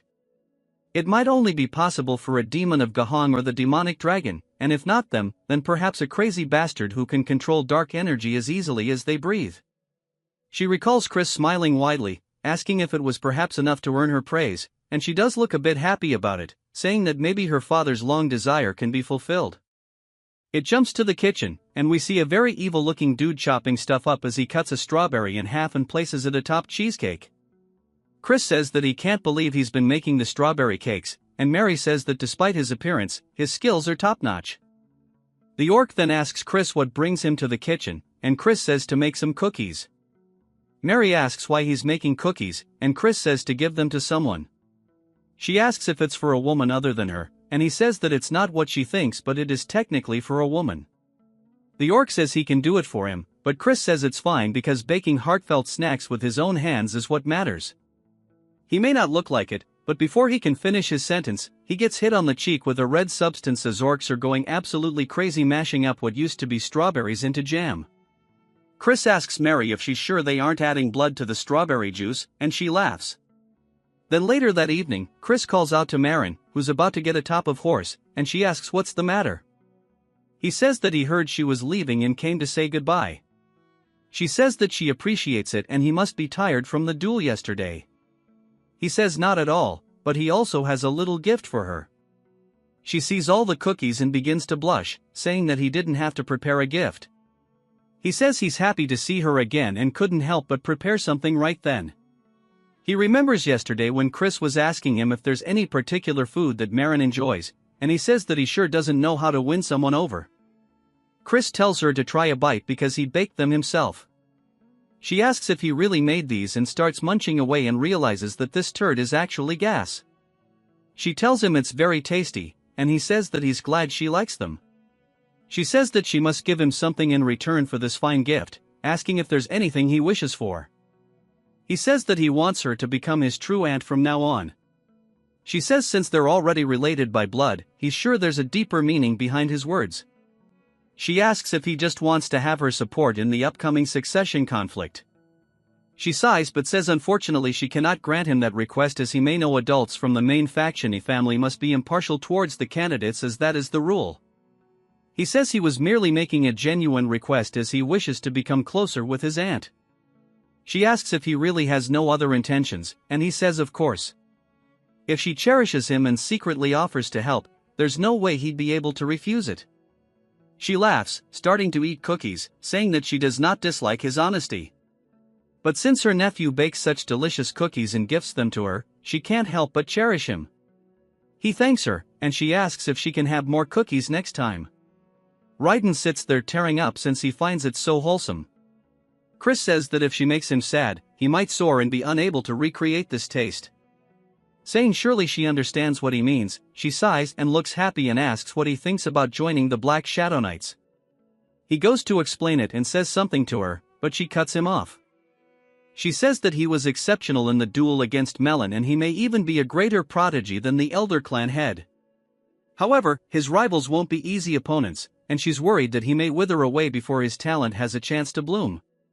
He says if he fails to climb up and over the mountains in this way, he wouldn't mind dying. She looks surprised by this, and he says that he appreciates her concern, but he does not think that he will lose again. She's amused by his confidence and says that for some reason, if it's this child, she'll believe him. She says that she cannot stop him from walking down this path, however, she wants to offer him a piece of advice. She tells him to be wary of the first young lady. Raiden asks why he should be wary of Juliana, not aside from the fact that she is the most gentle of the 5 young lords. Marin says that he will soon come to understand why, and Chris thanks her, saying that he'll keep it in mind. She smiles, saying that she'll see him next time, and rides off. It jumps to Chris laying down in bed thinking about something. He says that both his father and an aunt are powerful as they've reached 6-star after a LL, but he still didn't hear much about them during the Great War, and he wonders just how many powerful combatants there are in the Magic Empire. As there must be enough to overwhelm the Dominion of Light at the very least, but he doesn't want to repeat the past this time around. So, he must get stronger faster. We get a whole 1-month time skip, and Chris asks his father if he called for him. His father says yes, as there's something he meant to tell him, but then is surprised by something, asking Chris if he's actually reached 2 stars already. His father says to achieve such a growth in only a month is crazy. Chris says that he doesn't know why he's surprised, as he promised him and asks what. He wanted to talk about calling him here alone at this hour. His father says that he got word from the main family. He submitted both him and Nen as candidates for the Sacred Dark Rite, but they only approved then. He sighs, saying that the reason being was that of his frivolous spending, womanizing, thievery, and even drunk and destructive property. He can't refute it because it's all true, bro getting punished, but his father says that he can't believe they're looking down on his son. Chris asks if Count Langham made this decision. His father says no, the Count didn't have much to say after misdeed. However, it was Lion de Baron. He's a direct descendant from the main family and the star of the upcoming Sacred Dark Rite. The Sacred Dark Rite itself is a ritual where candidates take in pure darkness from the negative dimension. Since the amount is limited, candidates participate in a quasi-deathmatch to decide on hierarchy. Candidates who rank higher end up taking more darkness for themselves. And it ends up playing a tremendous role in being selected as the Young Lord, a successor to Clan C. If Lan is victorious and monopolizes darkness, then becoming the 6th Young Lord, achieving his goal, will be much harder. If that does happen, his father says that he'll talk to them again. And if all else fails, he'll even request help from Marin. Chris says that's not necessary as he'll figure things out himself. His father says that he knows he's talented and that he has changed, but he can leave the matters to the adults, bro really is just trying to be a good dad. Even Chris can see it and says that he appreciates his feelings, but he tells him that he has his own methods. Bro is cooking up something nefarious. He asks if any children of Count Taraman's house will be participating. His father says yes and that his 3rd son will be there. And that scoundrel sided with Lone, saying that he had no right to participate in the Dark Rite and he's merely a trickster who can only control demon beasts. Chris says he's surprisingly a nice father and he tells him to calm down as he simply needs to prove himself to them and that the Traman should be hosting a black pill hunt soon and he'll participate as a herder. It then jumps to what I assume is the main estate of the house. We hear Marion saying that she has personally checked on Christian as per the clan head's orders. He asks how he was and she says that he was incomparable to the others. The elder says that he finds that hard to believe, and the child he remembers was a brat who thought himself to be a genius when he was nothing but a false prodigy. She says that he's clearly different from before, and the elder says in that case he asks if she believes that the child could fulfill his long-desired wish. She explains that this wish is why her father has lived on, even refusing death through heaven-defying magic. She tells him that she cannot say, but he might be the closest to what he desires. He laughs, saying that's pretty interesting, and he shall keep his eyes on him, and his participation in the upcoming sacred dark rite is unlikely. Asking if that's correct, she says that's the common consensus within the clan. Asking if he will intervene, he says that he cannot step in over such a trivial matter. Asking how someone could call themselves a fierce beast without being able to overcome such a small trial, she says that he may be a fierce beast, but he's still just a child, and she believes he should be given an opportunity to receive darkness and awaken his potential. He calls out to her in a very stern voice while glaring at her, and she realizes that she's overstepping her boundaries. He says that he's always been such a man, and he's harsh to those he holds expectations for. He says that since she's willing to go so far for him, she must have taken a liking to him. He then summons someone called Blood Drinker. As he appears in the room, this is the head butler of the dark magic clan named Simon. Asking if he has been called for, he says he already knows. Simon heard it all, and Simon says that he's dead. It just needs to observe the little bastard this time around. The elder says that's correct, and that he wants to know everything he does leading up to the sacred dark ritual. Simon says that he understands, but he has one question, asking if he can pull a small prank during his monitoring. Marin looks surprised by this, and the elder glares at him, reminding him not to go overboard. Simon then begins laughing evilly and says that as he wishes while leaving. Marion says that she hopes that Chris makes it through safely. It then jumps to a carriage riding through a village, and Chris says he quickly managed to reach 2 stars thanks to his talent. But despite all the training, his stamina and dark energy reserves are nowhere near sufficient, and he can't become a 3-star as he is now. He needs a black pill to accumulate a lot of dark energy in a short period of time. For the Tans, the host of the Black Pill Hunt, to coincidentally start beef with him is a pretty good stroke of luck. The problem is that catching the demon beast off doesn't automatically guarantee a black pill. As the carriage comes to a stop, he explains that there is a special condition that needs to be fulfilled. We then see Lardos running up to the carriage, asking Chris what brings him here. Chris asks how he's been, saying surely he hasn't come empty-handed. He says of course not, and that he would never greet the young master without a gift. Chris slaps it out of his hands, causing it to fall to the floor, and Lardos looks confused. Chris says that he doesn't seem to know his place, and he heard that he's partaking in all sorts of illegal activities. After all, we even get a funny image of him bullying him. Chris says that he'll let it slide this once, so he should cut any activities that cross the line. Lardos agrees, and Chris says there's something that he needs to procure an ash pill for him, asking if he can do that. Lardos says that those recently surged in price, and Chris says that he sees how it is and asks Mary if she's ready. She begins laughing, and holy turd, put it away, where's cute Mary at? I feel sorry for Lardos. He immediately gets on his hands and knees, saying he'll get it immediately, and Chris says it's so nice and easy when he cooperates. And then says that while he's at it, he wants a dagger sharp enough to cut armor. Lardos looks confused, and Chris leaves. Poor guy, but he is not a good person, don't forget that. As they're heading back, Mary asks if it's time to go home, and Chris says that there's still one more place he needs to visit. He sees a potion store, telling the coachman to stop here, and he enters. He starts looking around the shop, saying everything that he'll take, and Mary asks what he's doing all this for. Chris says that he has a use for it, but she asks what use he has for an aphrodisiac. And she starts getting the wrong idea, they're kind of staring at him, and Chris starts to sweat nervously. Then she starts to think that maybe it's time for the both of them, but he tells her it isn't, and she says that she understands. He yells, saying that he said it isn't and that it's not for him, it's for someone else to use. She slyly locks in on the JoJo pose, asking if it could be for the Count. Chris nods his head, and the shopkeep also understands because Raiden's age is getting ahead of him. Chris tells the shopkeep that for the Count's honor, he must absolutely keep this a secret, and he says that he'll be careful. It then jumps to a little bit later, and we see Thurn greeting Chris. Chris says to repeat his title and starts talking to him, and he hits the whole thing. He says that he heard the black pill hunt is dangerous, so he should avoid getting hurt. Chris asks if he's worrying about him, and he says that he's just worried they won't have a proper duel. And of course, bro just hella embarrassed. The Count says that he should make sure to flatten those House Tyramin bastards' noses.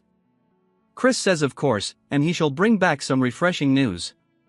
Their father starts asking Thurn what the King Emperor thing from before meant, and Thurn gets way too embarrassed, saying that he doesn't need to know.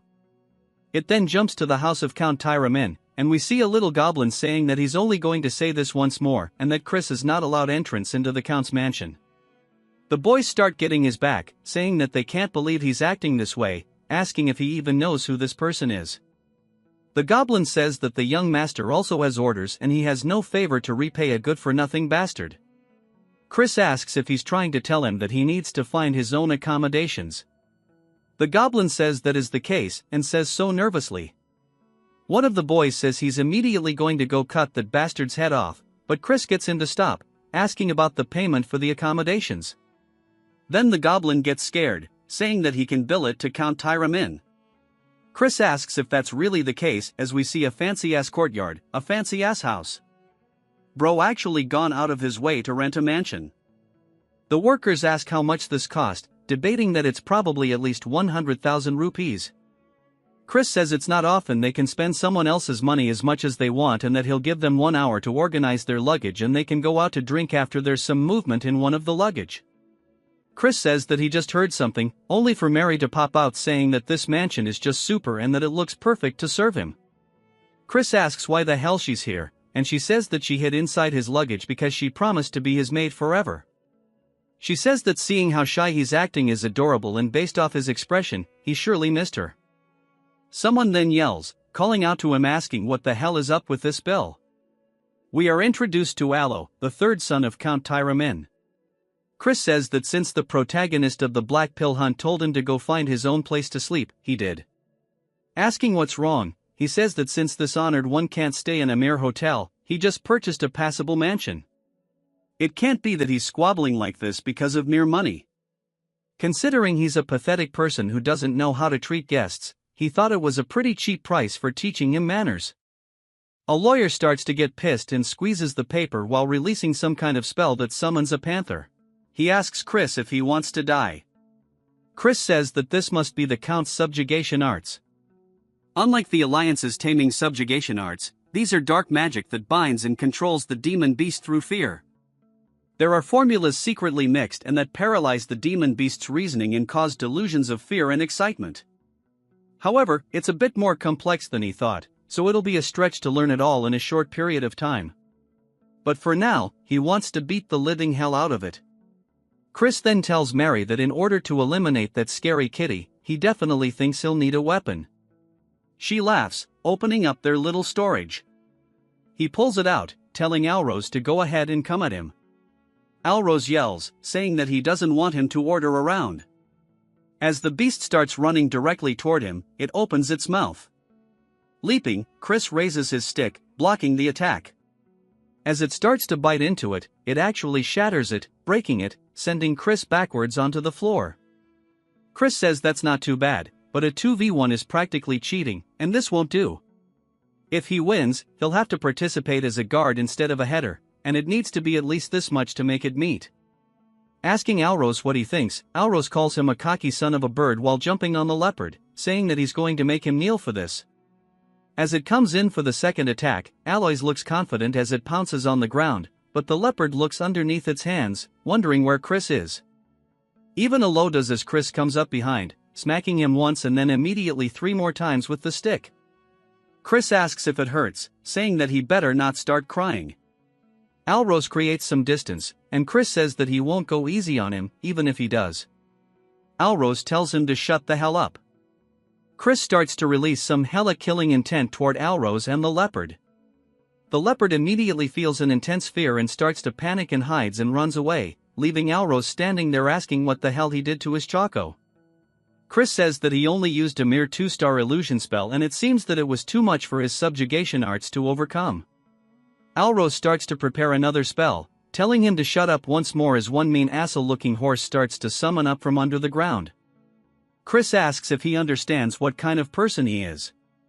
Alrose is confused and Chris eats his weapon forward hell fast, hitting Alrose straight in the forehead, knocking him to the floor as his eyes go white. Chris says that he doesn't bother waiting for transformations or casting and the poor horse is just stuck trying to get out of the ground. It then jumps to Chris, gambling as they're asking if he's certain he should be doing this. Chris says there's plenty of time left and he should rest when he can. They tell him he's not exactly resting right now though. Chris asks what's wrong with a good-for-nothing guy like himself doing what he should be doing. Asking Mary if she agrees, she says of course and just seems so happy and says that as long as he doesn't drink alcohol. Poor Chris wants actual alcohol, but she won't give him any. But it's not like he can say no. The goblin from earlier asks why Yahello wants them to keep an eye on such a bastard. Chris says they should come join him at the table. He's sure their master won't wake up until tomorrow since he beat him to a pulp and he'll keep it a secret. Asking what they think about it, they tell him to mind his own business and he tells them to have fun watching them as they continue going all the way until nightfall. We see the goblin and the hyena dude staring down at Chris, saying that he's sure he's a good-for-nothing and it's pointless to keep watching him for any longer. As they start to leave, he opens his eyes and notices they're gone. Now, then sits up. He then looks out the window and says it's late and he should get moving. He marries the goat. He tells her that he needs to go somewhere real quick, telling her not to follow. She starts to seem suspicious, saying that she knows there's an aphrodisiac in his pouch and that she knew it wasn't for the count but for him to use. She says that she's already sad being unable to attend him in bed, but she will cheer for his nighttime activities. He says that she sure loves running her mouth at the Kitten Mountains. Chris says that this is the secret land of the Count, and the energy of demon beasts is very dense here, just as his reputation suggests, and he should be reaching the hunting ground soon. He finds it, saying there it is, but he only sees 2 guards. Saying this is pretty relaxed, and it's a good thing he learned the invisibility spell from Mary. She asks what he plans to do with invisibility magic, and he asks why she's always making things harf. As Chris starts to walk past them with complete ease, making his way deeper and deeper into the hunting grounds, he spots an altar. Saying that this is where they will hold the finale of the Black Pill hunt, and it's just as eerie as they say. We see that fox-like girl from before, saying that the way to obtain a black pill is to make a kage offer its life to him. In other words, he must make it so terrified that it would rather die instead. Just as opposites are connected, intense fear and radiant joy are on the same spectrum in that short moment. The useless ash pill is reborn as the black pill. That's why the house of Count Tyramin, which specializes in dominating demon beasts through fear, is the one leading the black pill hunt.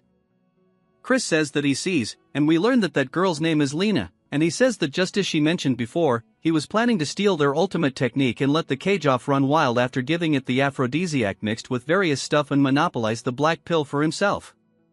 But there is not enough time to steal their technique and learn it, so he has to go and do a different method. He starts to sense some kind of magic spell and turns, wondering if he was spotted, only to tell where it came from, and he realizes that he has to go check it out. As he makes his way deeper into the forest, he comes across a cave and puts on his hood before he enters. And as he does, an ominous red aura brushes past him, and he says that it has such intense malice, and he can tell at a glance that this is a top-ranked barrier of dark magic. He wonders if this is what he thinks it is, and that it might be a crevice of Gehenna, the world of demons, and he can't believe there was such a crevice linking it with the human world right here. Then he wonders what would happen if he lured the cage off over here, and he even has something to do it with.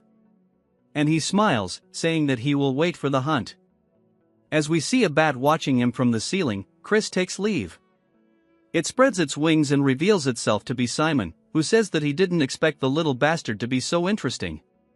Not only did he pummel he even made his observers let their guard down by acting like a fool. He secretly entered a forbidden area, scheming something, and it makes him want to play an even more terrible prank on him. As he walks towards the gate to Gehenna, he puts his hand inside, causing his hand to bleed, pouring out onto the ground. Something then begins to absorb his blood, and it asks him for what he wishes. Simon is about to summon a demon. The next day, as it's now time for the hunt, somebody stabs a flag into the ground, and it's none other than Alrose and his group. Chris is there as well, saying surely he thinks he's acting too cool for someone that just got his ass whooped. Alros tells him to shut up, saying that he's the poser, asking why he brought the holy sword when he can't even use it. Chris tells him that it's more effective than a club, asking if he wants a taste. Alros changes the conversation, telling everybody to go lure the monster off to the altar, and those assigned to guard duty will follow him and they'll stand right by it. Simon is watching this as well, and Chris clearly spots him.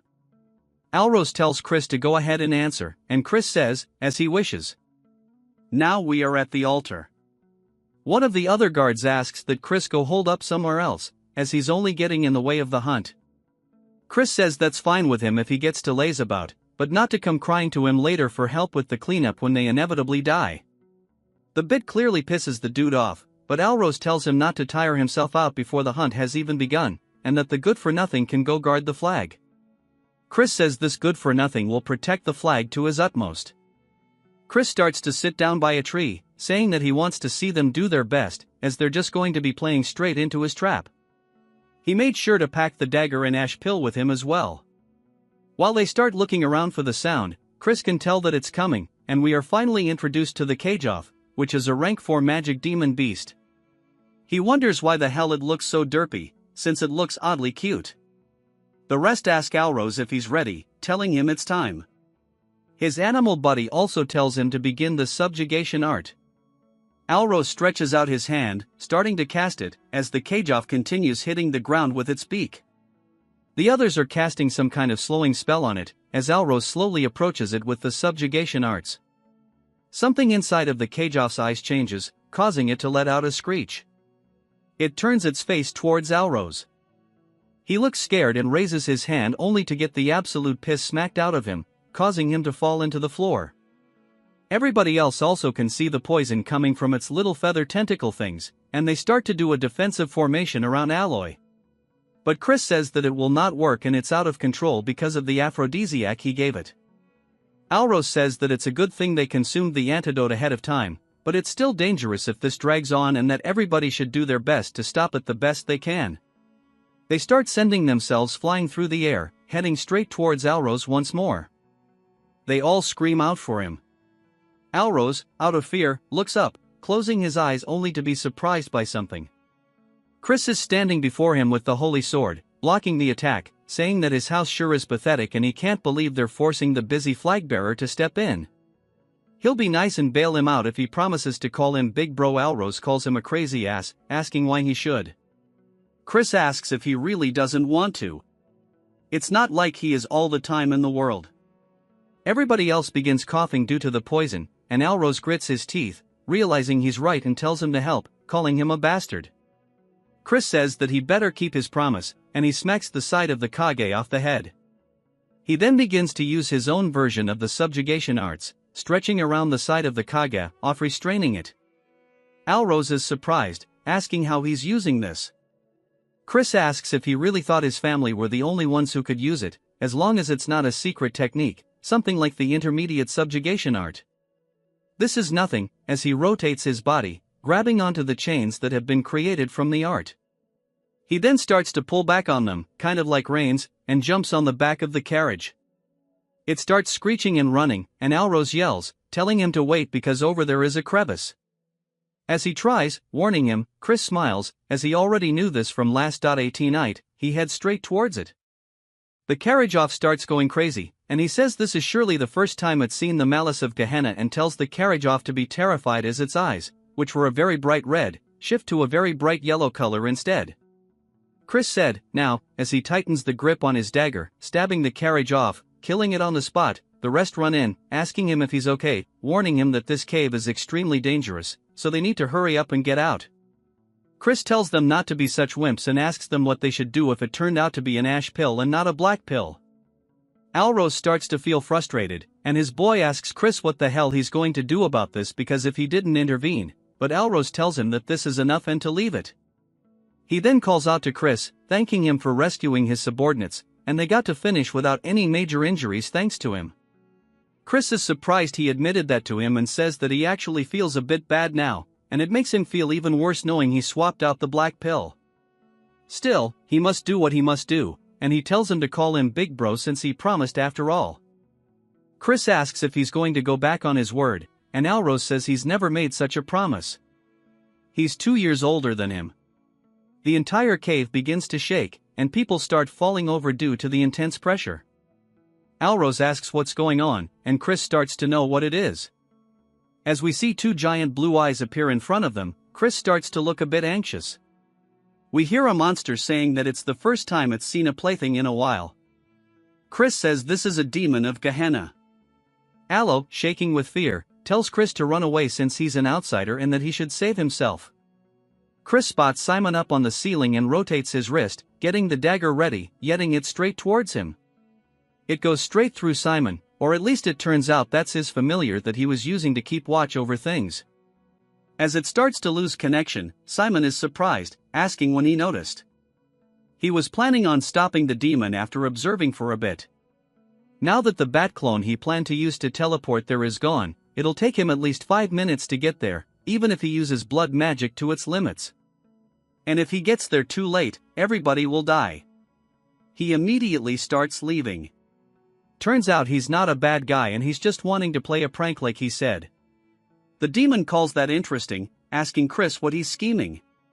Chris says he just doesn't like it when people try to take sneak peeks at him. The demon laughs, saying that he sure does have a lot of concerns for a dead man. Chris says if you were to compare him to the demons he faced during the Age of Destruction, he would have to be a low-ranking demon, but he is at least a 5-star and he's not someone that he can currently face. He then raises his finger up into the sky, saying that it's not all bad. As he uses the same spell to put everybody else to sleep like he did that one girl when Lardos and Pomodore were trying to kill her, Yahello's subordinates start to lose consciousness. Alros yells, asking what the hell he's doing when they need to fight together. Chris says that he sure does have a strong resistance to magic and hits him straight in the gut, telling him to go to sleep already. I think he just killed him. Rip the demon asks if he's going to offer them to him and that he shall spare his life and even personally bless him in exchange for the sacrifices. Chris tells him to stop yapping and it's his principle not to associate with demons. As he starts to unshed the holy sword, the demon recognizes it, saying that the idea is commendable but a holy sword that he cannot use is merely a piece of junk. As he starts to prepare a spell, it shoots out directly towards Chris. He blocks it with his sword, but it's not enough as it sends him flying into the wall of the cave, knocking him unconscious. The demon then grabs him by his arm and lifts him into the air, saying that he shall give him a chance to offer them to him and then he shall spare his insignificant life. Chris spits in his face and asks why he thinks he can't use the holy sword. He manages to free himself from its grasp and grabs onto his legs. Tucking as he lands the flip onto the ground, he then starts to use his other energy core as the holy sword's tip begins to regrow using aura. The demon looks nervous, asking how a fiend like himself can use the power of light. Chris asks if he's finally feeling as if his life is in danger. The demon says that this isn't going to stop him as he starts to form a giant red orb directly in front of Chris. Chris readies himself, taking a slightly wider stance and yells, using the Dead Sea cleaving light as he swings his sword down, sending out a giant yellow wave directly towards the demon. The demon says this can't be as it takes the attack. It lets out a scream, and I'm assuming that he kills it because it drops to the floor. Chris's eyes look extremely tired, and he says that he pushed his body too hard. As his vision grows more narrow with every passing second, he starts to fall over onto the ground, and they begin to lose focus. We then see his past life, and Evan is asking him if he really replicated his ability. Chris says that it was sort of like this, and Evan says that he sure is something and that the Dead Sea cleaving light literally signifies the single flash of light that divides the Dead Sea. But it's ironic. Despite using the sword technique, he failed to become the light of the Mir clan, but Chris surely will become the light who will save the world. As we see a blue finger touch a puddle, we see Chris still on the verge of death, and the woman says that this is interesting. She says that her name is Mefina, the first seat of Gehenna, 7th realm. Chris closes his eyes as Meph says that she looks forward to his actions in the future. It then jumps to the manor of Count Timon. Chris says that his head hurts and he can't believe that he's been lying here for 2 whole days. It's been a complete waste of time, but his body still seems fine. He starts looking around for the black puddle, spotting it beside him saying this is great. He mentions the Mathina thing, saying that it was unwanted attention. Occasionally, fiends who stand out early on receive a demon's blessing and can be nurtured quickly, but he doesn't care since it's something bad guys receive. But a 7th world demon wouldn't even be that high level to begin with. Some giant lion-like dude enters the room asking Chris how his body is, and we are introduced to the patriarch of House Tyramin. The Count Chris greets him and goes to get up to bow, but the Count tells him that he should just rest. Chris wonders what's going on, and he says yesterday they organized an investigation squad and checked the cave. It seems that someone had tampered with the magic circle that seals the entrance to Gehenna. Fortunately, it seems the demon kin was reverse summoned in the meantime, but no matter how much of a fleeting moment it was more than enough time for everyone to lose their lives. Chris wonders if they really believe it was a reverse summon, but it doesn't make sense since it would be difficult for them to even consider that he killed it since he doesn't need to think of an excuse. That's a plus. The Count says that he would like to start with an apology. He's sorry for treating him so poorly using only the rumors of him being a good-for-nothing. He then bows, thanking him, saying that he is a benefactor of House Tyramin and he is grateful for him. Chris tells him not at all, and as a member of the Dark Magic clan, he just did what he needed to do as they are family after all. While it does hurt his conscience, he decides to muddy the water a little bit, but it seems like that resonates with the Count. He says that's right, and if there is something he can help with, then he should let him know as long as it isn't something impossible. He will make sure it will happen. Chris thinks about it, saying in that case, he hopes that House Tyramin will shake off the old grudge against House Khazar instead of the enemy-like relationship they have now where they keep bearing their fan.as each other. He wishes that they would have a friendly but competitive relationship where they can plan for proper advancements together, something that matches the fact that they are bloodline. Ken then goes to say something, but Chris says that he's sure he also knows the reason why their two houses are feuding is because of the behind-the-scenes work of the main clan.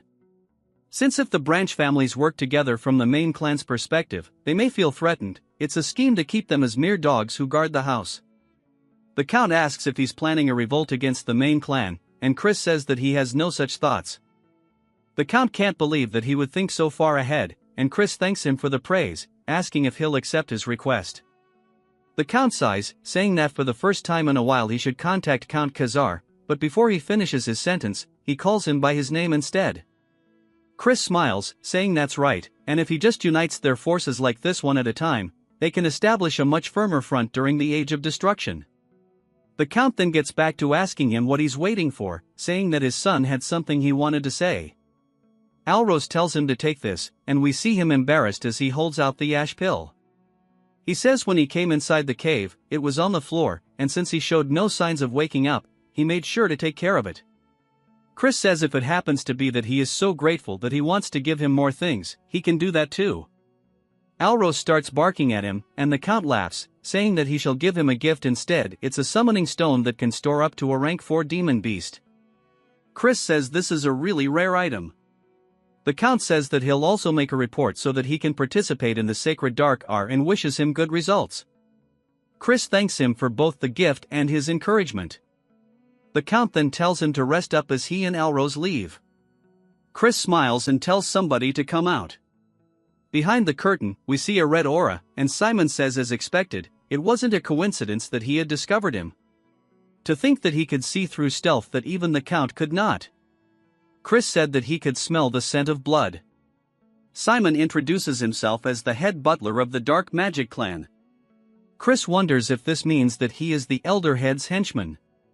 Chris then wonders where he's heard the name Simon before and says that this is the master of the Blood Shadow Mages. He explains that the Blood Shadow Mages don't differentiate between the Magic Empire and the Dominion of Light. They are a psychotic organization who reveled in indiscriminate slaughter and terrorism. The leader was a fiend who reached the heights of 8 stars, and during the endgame of the Age of Destruction, he reached 9 stars and became the 10th Demon King. He can't even count how many times they almost died because of that leader, and not to mention, Simon is the blood and flesh of the Demon King of Carnage. Simon said that he never thought that the young master would be this amazing.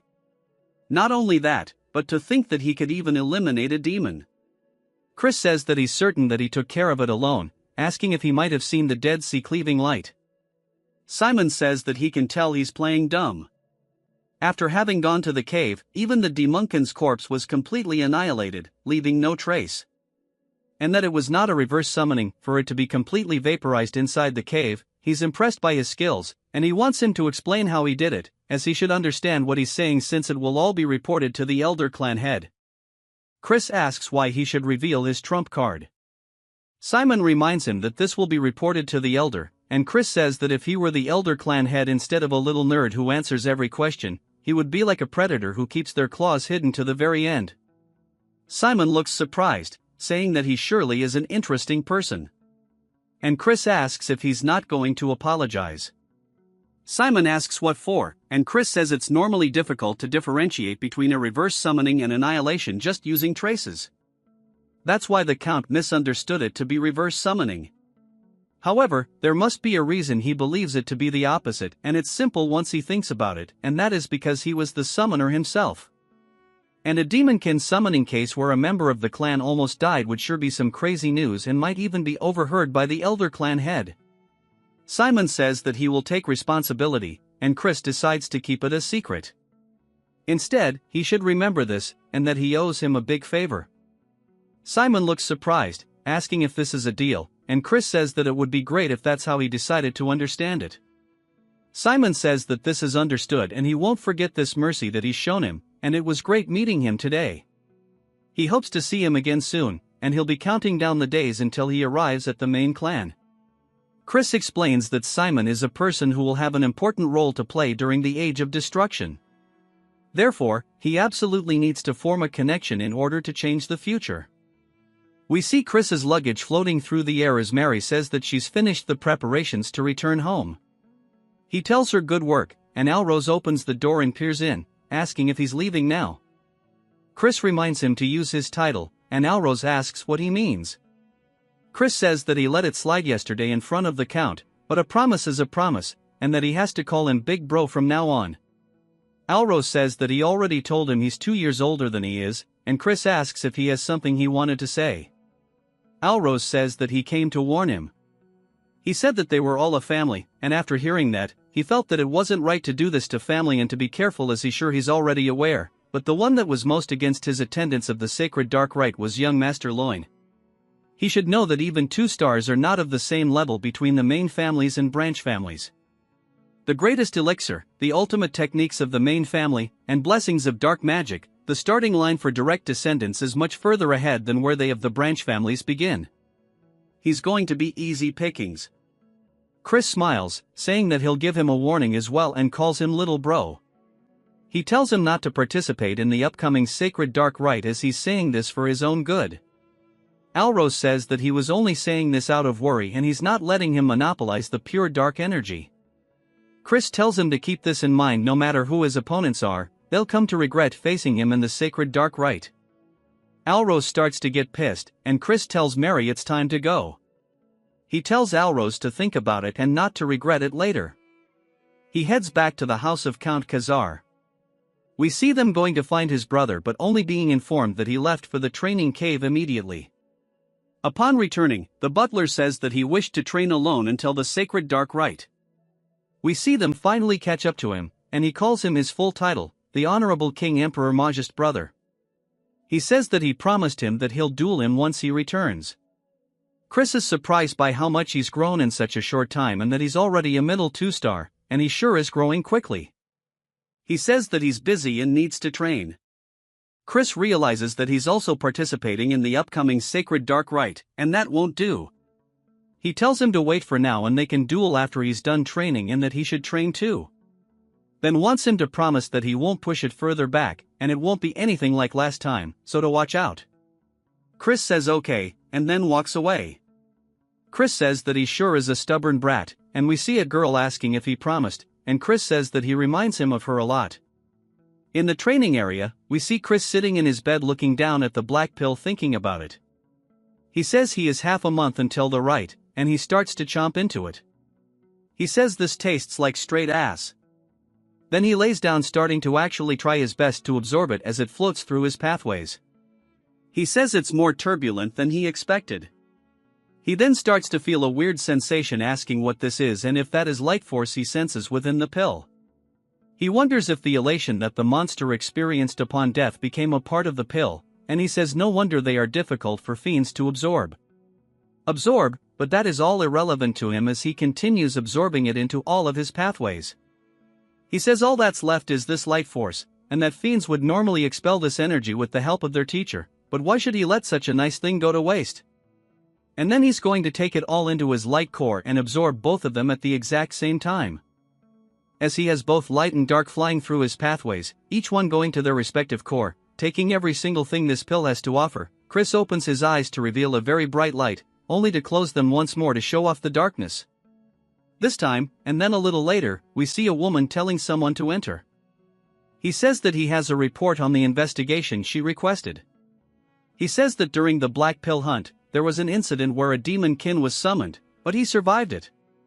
He's sorry that the investigation took longer because he had to look into the incident as well. She tells him good work, and he says that unless she has any more questions, he shall take his leave. As she's looking at a photo of Chris, we learn that her name is Eidline. We then get another time skip of half a month, and there is knocking on the door saying that today is the promise day.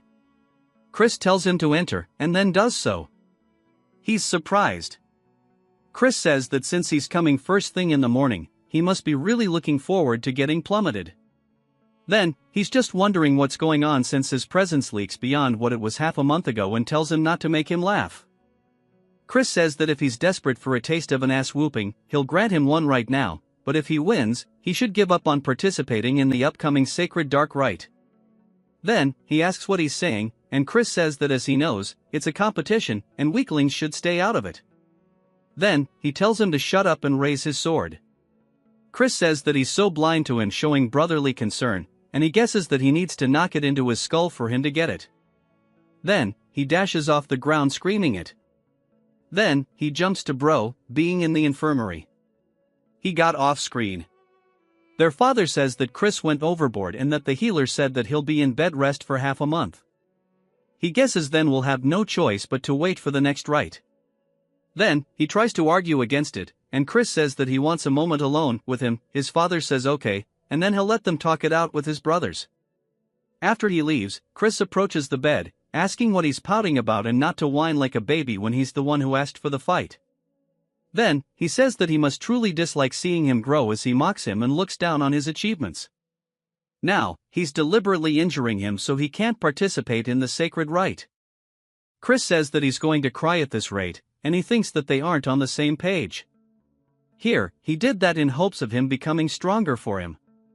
If they compete against each other in the rite, he will forever lose his chance to obtain pure dark energy, and he needs to be rough because of how stubborn he is. Asking if he understands, but most importantly, pure dark energy doesn't suit him.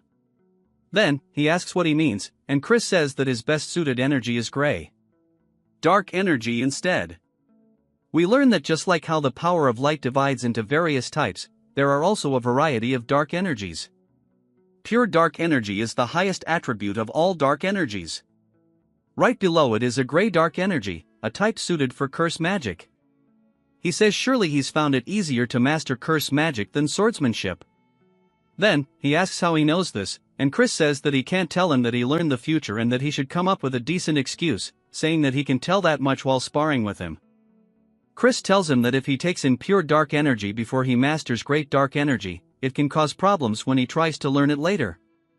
Of course, it won't be impossible since pure dark energy is the higher attribute, but he'll be impeded by its unique properties, and it will only slow him down. He wants to become as strong as possible as soon as possible, and he wants him to think these things over before participating in the ritual. This is his sincere advice to him as an older brother rooting for his younger brother's growth. Then, looks super touched, and then Chris gives him a gift. He sees it and recognizes it as an ash pill. Asking why he's giving him such a valuable item, Chris says that's because he's his little brother.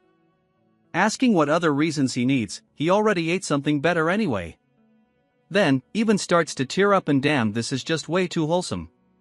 He says, if he was capable of changing like this, he wonders why he acted like a turd. Even when their mother was on her deathbed, and if he knows how much heartache their mother suffered through because of him. Chris stares at him and sits down beside him, saying that he didn't understand it back then. It then jumps to later as the carriages come to a stop. Chris exits, saying that he needs a good stretch, asking how far they traveled since his whole body aches. He asks if it would hurt for them to open the warp gate, and he can't believe they're being this petty. This is going to change once he becomes the clan head. Mary then flies in, saying that she can't believe they're going on a date with just the two of them. Also, that this is making her heart go crazy. He says that she doesn't even have a heart, and he explains that because the main family limited him to bring in one companion, he can only come with Mary since she's attached to him due to their pact. He sees other people talking about him, and Mary says that he is already famous.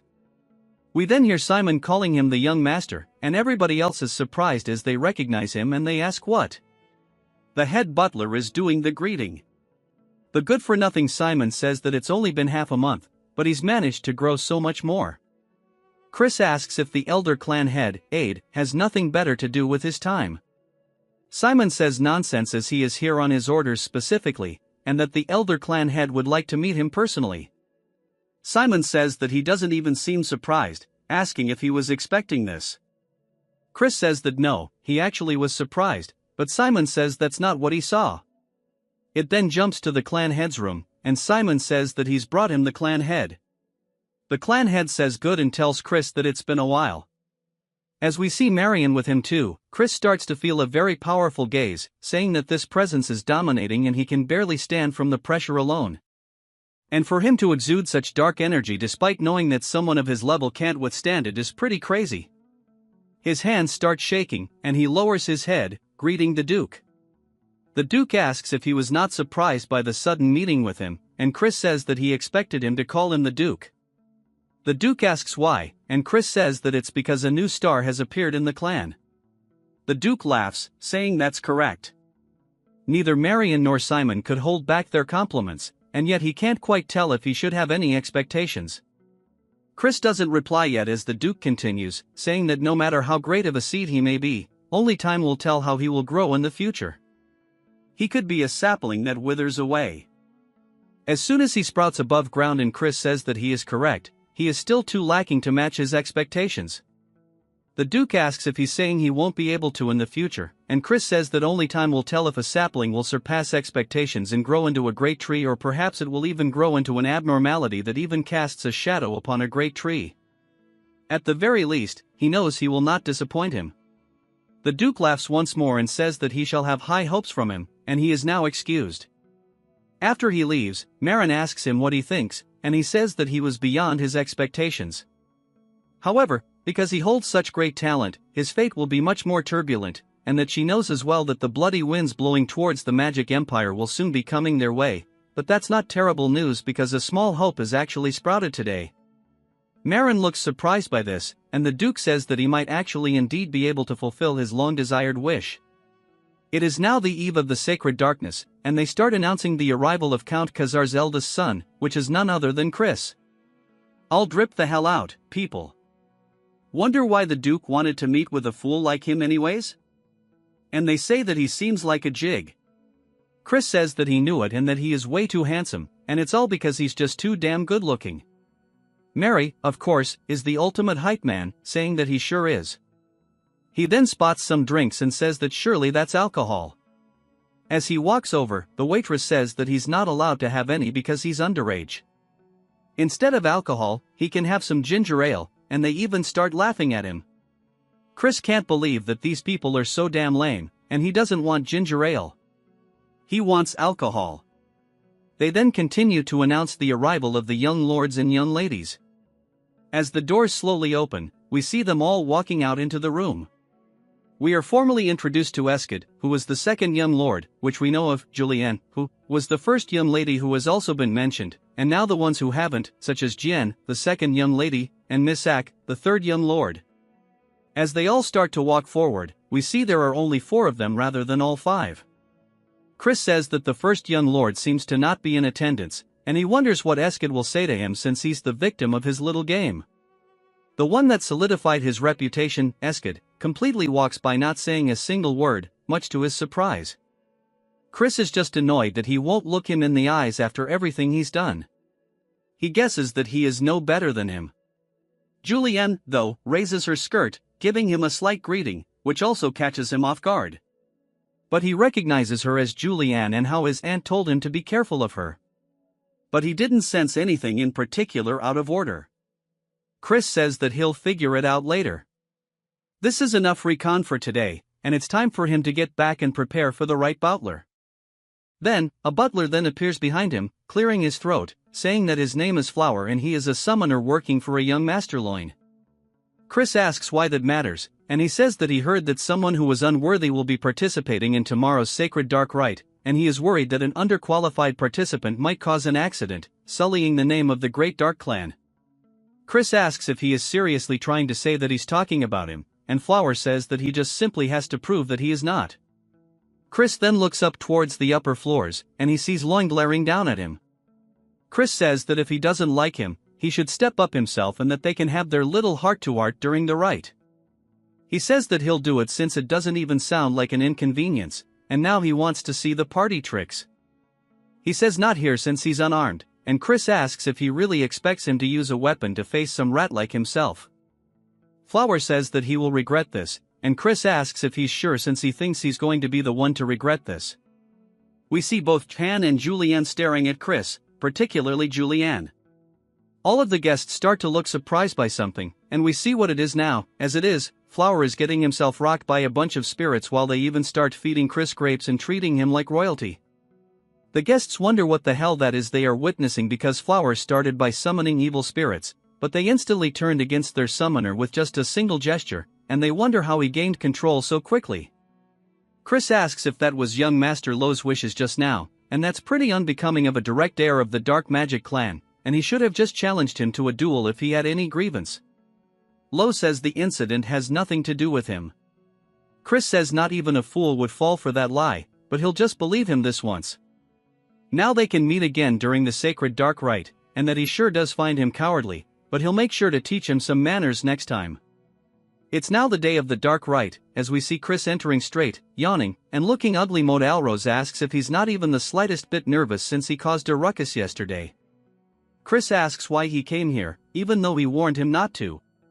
Calling him little bro, Alrose asks how he could push back the sacred dark rite, calling him crazy. Loin then makes his way down the stairs, glaring at the rest like he's so much better than them. Chris tells him just to wait. We then hear an older person's voice as they ask if everybody's assembled. They introduce themselves as Sebastian, the vice butler in charge of the main house. He says that he shall now take them to the sacred ground where the dark rite will take place. He taps the floor with his staff, sending out some weird colors. It looks like a bad acid trip. Everybody else sees some stairs forming up underneath them and they're surprised by this. Chris says that's not exactly what it is and it might be an illusionary art that materializes an imaginary space. Sebastian starts walking down them, but he's going extremely fast and the rest start panicking, saying that he's leaving them since they're being left behind. They need to hurry as they start sticking close to him, following each and every turn. Some of the participants say this is weird and they thought they went underground, so why is there such a steep slope? Even Loin and Alrose look like they're struggling. Sebastian tells everybody to please hurry up as the ground will not support them forever and they even start falling off into the void. The other participants look nervous and Sebastian says that since they're late, he's going to be speeding up now and he starts to move even faster than he did before. A little later, even more people have fallen off and Loin says that losers should know their place and they don't deserve to be up here. We see him sweating, but then he spots Chris effortlessly glide past him and he wonders how since he's not even sweating. Chris asks him if he's really out of breath and he guesses he's all bark and no bite, saying as a direct heir he should be better than this. They fed him a bunch of good potions.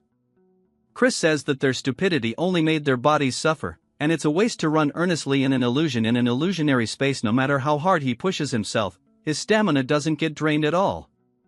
And just by twisting one spell, he can become invincible within this realm. Sebastian looks pleased, saying that he must be the young Master Christian. They finally get to where they're going, and everybody's panting, gassed out. Alrose asks why Chris isn't scathed. He says this is why he should have trained his body more instead of riding his beast everywhere. We then hear a different voice welcoming everybody as a crystal forms in front of them. It floats around the room, and she says that as they may all know, this is the sacred ground where the purest of pure dark energy bursts forth. Thus, they call it the sacred darkness. And she introduces herself as Rahu, the manager of the sacred ground. She welcomes the young masters and young misses. She says what they will be doing today is obtaining the great pure darkness like the third-ranked demon king, the Dark Destroyer, the progenitor of the dark magic clan. A blue light then starts to form on the ground, weaving underneath every single one of them, and she says that there is not enough for all of them to share. All of the demon beasts inside will test their worthiness. Chris asks if all she's saying is that it's based on who arrives first, and she says it's very perceptive. Chris asks what if an unforeseen mishap occurs, making the competitors fight one another during the rite, and if they will be disqualified. She says that because each of them will be on a different path, they should not run into one another, but on the off chance they do, they should avoid conflict as the more time they waste, the better it will serve the other competitors. She starts to count down, saying that they need to focus up and prioritize their own safety. May fortune be with them as the countdown is finally ending. They all start running off down their own paths. We see Sebastian and Raha standing there, and Sebastian asks if she wants to bet some blood juice on who will win. But of course, she vanishes, and he can't believe that he got brushed off once more. We see Loin making his way forward down a tunnel. He spots a swarm of beasts ahead of him. They start preparing magic and leaping at him with fire in their mouths. He starts to imbue his hand with aura as he smacks forward, hitting one in the throat and quickly moving from wolf to wolf, getting rid of them on the spot. He says that at best, they are lower-ranked second-tier magic creatures and that these are nothing to him, an upper 2-star though. He's sure that Chris is having a very rough time right now. According to the rules, each path is supposed to have the same distance and time. However, he bribed a mage so that only Chris's path will have stronger demon beasts, and that he's going to come across some stronger demon beasts by pure coincidence. We need a tragic fate since any death that occurs during this is overlooked. It's going to be his grave. After a while, he finally comes across a door, and Lo says that this must be it to the sacred ground, and Chris knew he'd be the first one here. Chris asks what took him so long, as he thought he was going to die of boredom from all the waiting. Lo asks how he got here so fast, and Chris says there wasn't much to it. Loy says that's not possible, as his path should have had much stronger monsters. Then he closes his mouth, realizing what he was saying. Chris smiles, saying no wonder he thought they were at a higher level than they should be, so it was all his doing. Lo asks who he is to throw allegations like this. Chris says that it's only going to be the two of them for a bit, asking if there's any need for formalities. Lo calls him an arrogant turd, saying it's taboo for competitors to clash during the right time, but he's going to crush him here and now. As he swings forward, Chris easily dodges the attack and says that he's using magic combat arts. It's a combat technique that explodes magic power at close range or disables his opponents by snapping their joints. Chris continuously avoids each and every one of the attacks to the point that he's getting annoyed, and Lo even calls him a slippery rat. Lo then spots Chris's hand, thinking that it's an opening, and charges forward, saying that he's going to break him.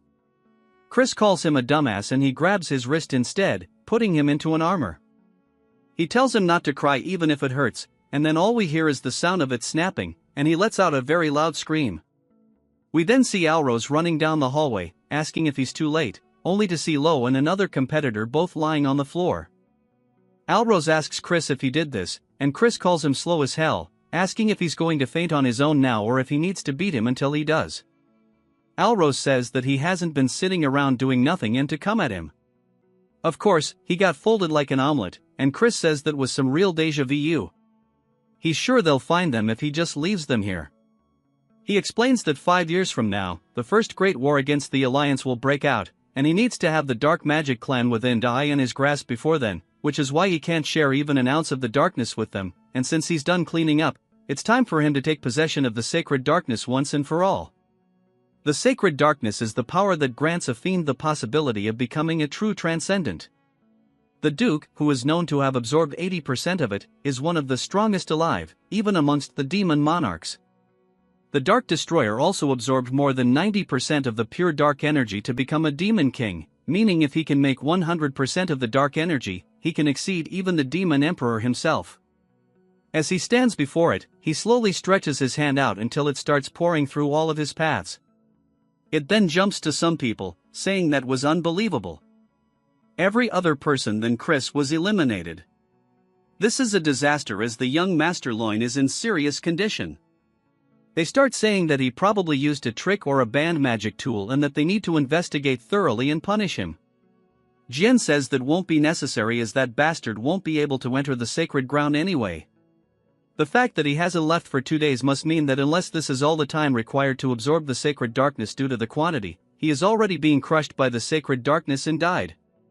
Even the Duke had run into a limit of how much he could absorb, and that Chris is definitely dead and there won't even be a corpse. Left behind, as she walks away, she closes the door and looks pissed, saying that even if he comes back alive, she'll kill him herself because when her father died during his battle against the Alliance, only she and Loin were adopted by their uncle Viscount Langham.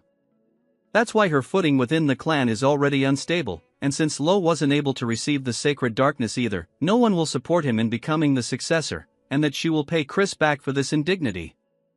Even some of them start saying that the good-for-nothing still isn't out yet and that he must already be dead and it's punishment for being greedy without knowing his place, and they say that even the ghost over there is waiting for her master, but she'll soon meet her master's ghost. Mary puts a hole into one of the bags, pretty much giving them a warning, and she says that her heart flutters as she waits for her young master, but if they keep being noisy around her, she'll turn them into ghosts under her control. They run away saying they're sorry, and she returns back to being a cutie pie, telling Chris to return quickly as a man who makes a maiden way is not cool at all.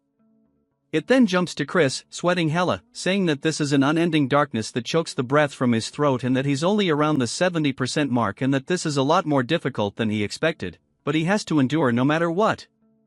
The real test will begin around the 90% mark and if he takes in too much, he will die.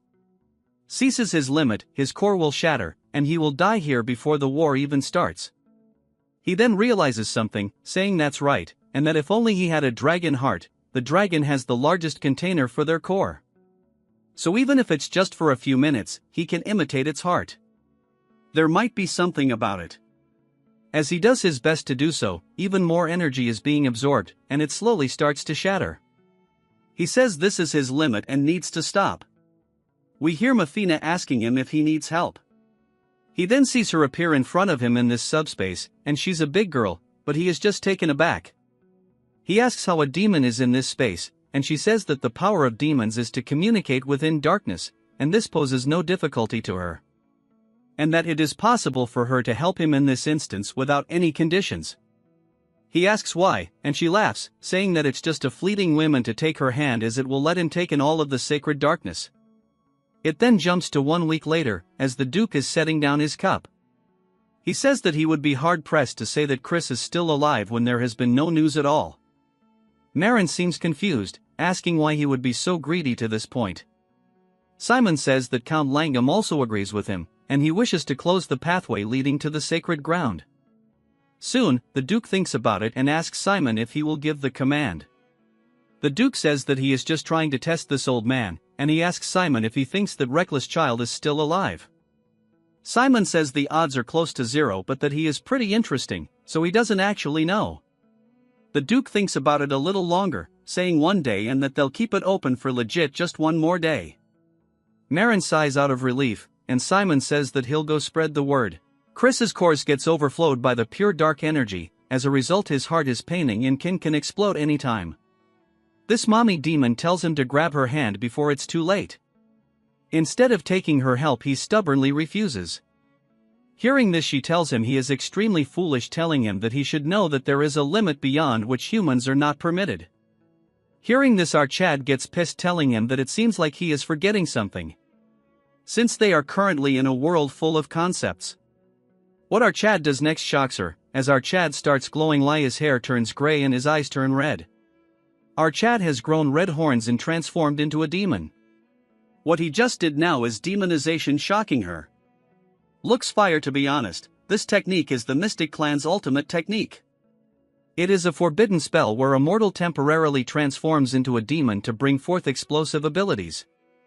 Although it is powerful, it is lethal to the user. In the past Lena died after casting this spell. It's probably that Fox girl who taught our chat all info about the demon clans. If he were to remove the parts of the spell that amplify dark energy, he can use this world's dark energy to his advantage and form a bowl to collect the energy without accruing any penalties. As our Chad forms the bowl gathering the energy and slowly and steadily the dark energy starts accumulating. Since this plan worked with this container, he can collect beyond 90% purity and make all the sacred darkness his. The demon mommy is in disbelief that our Chad formed a black crescent. It's not possible that a mere mortal no different than an insect has shed his body, in order what she said that he has surpassed human limits. As he gets all classy telling her that it's because he is genius. As he exits the space he tells her that she can go on living her but she will take her leave. As he was leaving she tells him that she will see him another time. Hearing this our Chad turns around and right before the portal closes he takes out his middle finger telling her to piss off. She remains quiet for a while then figure out what he means, and starts laughing. Our Chad gets out cursing her telling her that he would be crazy to see her again, call her a raucous demon. Our Chad wonders how much time has passed. According to him it must be a week so the family must be in chaos. He undoes the demonization and says that it's time he should play a prank. After some time a butler barges into the Lord office telling him that Chris has returned. Hearing this everyone in the room is shocked telling him how it is that he is still alive. The acting head let's call him Donkey tell the minion to elaborate what happened. He says that our Chad survived with his life hanging by a thread as a result he is extremely fatigued. From what the healer said he is sensing pure dark energy but it's a mess. So it will be difficult for him to utilize the energy forward the energy. One turd curses our Chad telling him that what can they expect from a turd like our Chad and there is no way he absorbed more than 80% of the sacred darkness. The energy was wasted because of this and one fatso tells the Lord that our Chad must take responsibility of this. With a cold face he tells them that he will keep note of this and tells them to leave since the meeting is done for. After they are gone he asks someone if the report is true. He says that he observed our Chad next to a healer and it is clear that a problem had occurred with his core. Hearing this he continues to tap on the table and the old man nervously sees him being quiet. As he gets colder he tells this guy that Loin needed to become the young lord, a sacrificial lamb and the key to their plans with the poison magic clan. This crazy donkey says that their plan of eradication all with something called Jupian has been postponed. As for Chris it's unsettling that his father is paying attention to our Chad and because of him the flow of the river is disrupting. Hearing this the man keep quiet as if he needs to go to the toilet.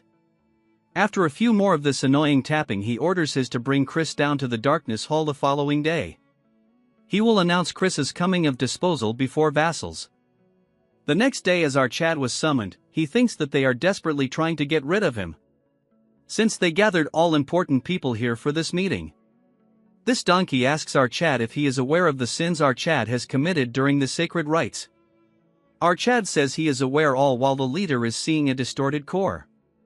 He asks Chris to elaborate and he says that his peers are unworthy of their lineage so he should have pummeled them even more. Hearing this an ugly female wearing a suit gets angry. The donkey explains that our Chad's mistake was that even though he was able to monopolize the precious resource of the dark magic clan, he wasn't able to produce a result befitting of that privilege. Chris asks him by what measure did he use to exactly come to this conclusion. He says that a purity of 70% is a bare minimum. Our Chad asks him what sort of punishment he would befallen him if it's below 70%. This fish face says that he will not inherit any of the dark magic techniques. Additionally, he will forever be barred from entering the grounds of the main house, and his succession of the house of Count Khazar will be denied as well. Our Chad acts as if he doesn't care telling him how he is going to measure it, as it seems even he cannot fully measure it. That's when the fake Eskid raises his hand telling our Chad that he's CA help. He says that although Christian's core is in chaos, a dark energy clash should be able to measure his purity. Since he absorbs 70% of the sacred darkness, if our Chad is able to overpower him, then that would mean our Chad has achieved greater. A dark energy clash is a battle purely measure the superiority of one's dark energy against another's. In a battle purely, to measure the superiority of one's dark energy against another's. Given the same amount of dark energy, whoever possesses more pure dark energy would overpower the other in an instant. But when pure energy of similar ranks clash, the one with higher purity would be victorious. According to our Chad, it's the perfect way to destroy his core. He thinks to himself that this guy is more sinister than he had expected. Before they began, our Chad has a condition: if he were to achieve a great enough result, they must support our Chad and allow him to attempt the test of the young lord. Hearing this, a few get shocked, but his third brother agrees, telling them it doesn't matter if one is of direct bloodline or a branch family when aiming for the seat of the young lord. As the other remains quiet, he says that it's the way the magic empire for the strong to lord over the weak. As he gets onto the stage, he tells Chris that during the dark energy clash, if one doesn't have sufficient control over it, it could hurt your core. So to match his rank, he will only use dark energy of only a beginner 2-star level. As they reels their energy, our Chad tells him that he doesn't need to do that and should worry about his precious core. As he releases his energy, the turd says that hearing him speak such word makes him look forward. As they collide, our Chad instantly overpowers his 2-star dark energy. This turd is shocked because his dark energy was nullified without our Chad gathering any strength of his own. He uses the dark energy of an expert 2-star, but the results are the same. Our Chad, seeing this display, says that it's an utter disappointment. He angers him more, telling him that he was acting so high in might yet he is this weak. Because of this taunt, he releases aura. Seeing the reels, the others says that it's a 4-star dark energy. If it hits, it will shatter our Chad's core. A dragon-like energy forms around him. But another dark energy forms from the other side. A huge claw large enough to squash it forms. It's so enormous that in front of it the dragon looks like an ant. As our Chad tells this turd that during an energy clash, if one doesn't have enough control, one could hurt his core, so he should be careful, as the energy damages his core, making him scoff blood. Our Chad takes the energy back, thinking it was not enough and he should have broken his core. Since he is smart, he coincides telling everyone that our Chad has a purity of at least 90%. Hearing this, everyone gets shocked and our Chad turns around, telling the Lord that he now has the right to be a young lord. Hearing this, the donkey is shocked, not showing a single reaction on his ugly face. Like always, this ugly turd continues to tap on the table, then tells our Chad that as promised it will be permitted to take the test of the young lord. However, no member of a branch family has taken the test before. As the acting head, he will randomly select a test for our Chad. Chris thinks to himself that what he is saying is that he will give him a test that'll be impossible for our Chad to pass. His qualifications will be assesses at 2 different points. First, he will prove his talents. Next, he will need to achieve a feat befitting of a young lord. Our Chad asks him how he is going to prove his talent, and the turd asks him to reach 3 stars in 3 months. Our Chad remains quiet, telling him if that is all, stating that he is a genius after all, so it won't be that difficult. The man remains quiet, then says that he is looking forwards to seeing what he achieves in 3 months. Later that in a quiet room, the turds sit across each other. As the retard sips tea, he is disappointed on Eskid, and he says that it is all his fault for having underestimating our Chad. Because of this, even his core took a blow, so they must deal with him quickly before he becomes a problem. He tells this junior turd to not worry, since he should be aware why they intentionally go out of their way to not absorb more than 70% of the pure dark energy. The higher the purity of the absorbed dark energy, the more difficult it is to raise the rank of said energy. It is exponentially difficult. In fact, achieving a mere 3-star level will take multiple times longer than others. So he asks this turd what he thinks will be the case when he has absorbed 90%. So no matter how much of a genius he is, he won't be able to overcome that wall. Moving to our Chad, Marie serves him food, telling him that the news of his performance has spread throughout the mansion. She says that he has made her proud and her heart thrums for him. Chris tells him it's embarrassing. Marie says that while waiting for our Chad this time, she has truly realized what her feelings are for him. As she longed for him every day felt like an eternity. Damn, this hits hard. Hearing this, Chris remembers his past memories. The fox girl is worried about our Chad, and the saintess says that with his agility there is no way he would be hurt. She is Rania, as she tells him to give his hand to her. Hearing this, Foxy says that she can directly say she was worried about him. Hearing this, she gets embarrassed, telling that even the hero was worried about Chris. Remembering all this, our Chad gets happy, thinking to himself that after escaping his hellish can that only wished his death. His entire life was full of bloodshed until he met those with hearts filled with warmth. As Marie was preparing her blood juice, Chris says now he can speak words he couldn't, thanking Marie for waiting for him. Hearing this, she gets shy, telling him that he has finally understood her true feelings. She acts like her heart was racing. Hearing this, Chris says she doesn't have a heart to begin with. She is so cheesy that she tells him that it was stolen by our Chad. Chris says that since she waited for him, he will give her a reward, offering to go on a walk with him. Hearing this, she starts acting crazy. She gets all dressed up as they go on a walk. What a piece of art, she better get a body soon. Chris thinks it's cool to relax once in a while, and she still has to reach 3 stars in 3 months. He thinks that it will be tight, and even with the guidance of the Branch family tutors, still handling over 90% darkness will be difficult by himself. That when a voice intrudes, telling him that he is focused on going around and causing trouble. Turning around, it's our Chad's auntie, and he greets her. She asks him if this is the right time for him to be wandering around the garden without a care, asking him if he found a teacher to aid in his training.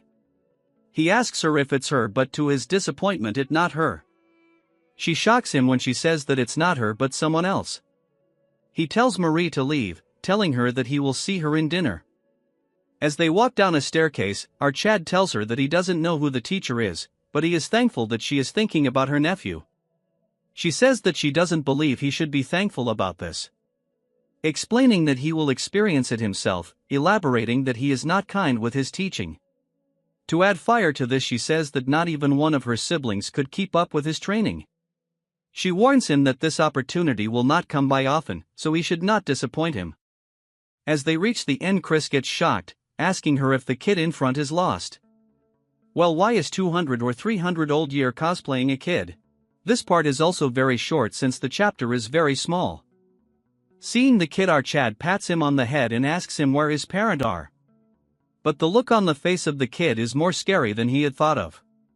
That's when our Chad realizes what he has done. His aunt tells him to show some respect and start with a hello, since this is the incarnation of the clan head. As he observes Chris, he gives him a formal greeting. As dark energy exudes from our Chad, he is shocked to see that he has observed beyond 90%. He tells Chris that he has achieved something great. However, he should know that it was a foolish decision, which our boy has no objection against. Role-playing old man says that as the one with 80% of the sacred darkness, he encountered walls that were much higher than others. He shares that even their progenitor never would have been able to reach the stage he reached if not for the grace bestowed by the Demon Emperor. He cannot fathom the walls our Chad will encounter on his journey. As such, he offers to return a portion of our Chad's dark energy into ether. He says that with his talent he can easily handle 80% of the dark energy, and anything beyond that is greed. Before he could finish, our Chad a question to ask him, asking him why the Dark Clan has become so weak. This even alert his auntie until he start blabbering. With a straight face, he says that while they may not be at the level of the Mystic Magic Clan and the Undead Magic Clan, those called the Heaven Above the Heavens, they are still seen as the weakest among the 12 noble clans. The little old man asks him if there is a reason for this. Chris says that the Dark Magic Clan has certainly prospered beyond what success he knew in past generations. This is all thanks to the achievements of the clan head. Yet even so, the other fiends say that the Dark Magic Clan are not what they used to be. He says that there can only be one reason. It's because they lack the quantity of absolute stage individuals above 8-5 stars of power. Hearing this, old kid remains quiet. In the future, when the Demon King of Carnage attacks the Dark Magic Clan, at that time Nordian will have already died, since there is number 8 stars and only a few 7-star fiends will be left within the clan. Them, along with the clan's 10,000 soldiers, will fight against the Demon King. But in the end, they will be defeated and forced to become his slaves. That is how important the absolute stage personnel of B stars and above are to the clan. And there is no way that the elder clan head isn't worried about this. The old kid agrees, saying that he understands that very well, but is concerned that he will be crushed under the weight of pure dark energy and won't be unable to grow. Chris asks him if he is not curious that with this power of his, will it only stop at strengthening the clan, or will he leap above those trials and become a being of limitless power that will rule over all?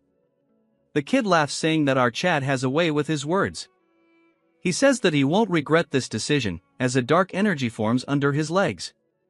In a matter of seconds he gets engulfed into the pool. Waking up, he sees that he is in a forest. A voice says that his first task is to inherit the pure dark energy. Chris is confused as he tells him to survive. Behind Chris there is a hungry double-headed bear, as Chris notices its presence, telling himself that he is in a lot of danger. Using his sphere, he is observing our Chad. Auntie realizes that it is a trial and asks the clan head that throwing a 2-star child into a 4-star magic den. Hearing this, he summons another rock lizard. She apologizes to her nephew because of her words. It got harder. Old Kid says that as he continues his struggle to survive, he will come face to face with the true nature of pure dark energy. Understanding comes the fastest and deepest when one is forced onto the brink of death. He hopes that he won't get hurt badly, then sitting on a couch asks Marion if she has prepared them. She is ready with a box full of sweets. He gobbles them up, telling her that he cannot understand why he craves sweets every time he uses dark energy. This crazy guy turns off the lights and says that it is truly best to watch videos in the dark. So he is excited to watch the results of his grandson. Our Chad is facing a twin-headed bear and a rock lizard. Just one hit will end him. The lizard spits something and our Chad dodges it. This poison spit melted the tree in a second. But still, in the end, it's just a training assignment. Chris calls the clan head, asking him if he is listening. He says that there is no way the clan head would give him an assignment without an answer. Since there is no answer, Chris says that for an answer, he has to defeat a monster that is incredibly stronger than him. His auntie thinks to herself that he just wants to see him get pummeled and thrown about. Chris confidently says that it will be a piece of cake as he gets ready to one-shot them. Welcome back, guys. This short part starts with the bear attacking our Chad. As the strike was about to land, Chris thinks that the speed and power of the attack is too strong. As he dodges the attack, he thinks to himself that there must be a pay to defeat them. From the orb they are observing our Chad, cosplaying Old Man says that he surely has talent as he elaborates that Chris's movement is different from the others. But Marion says that no matter what, he is still a child.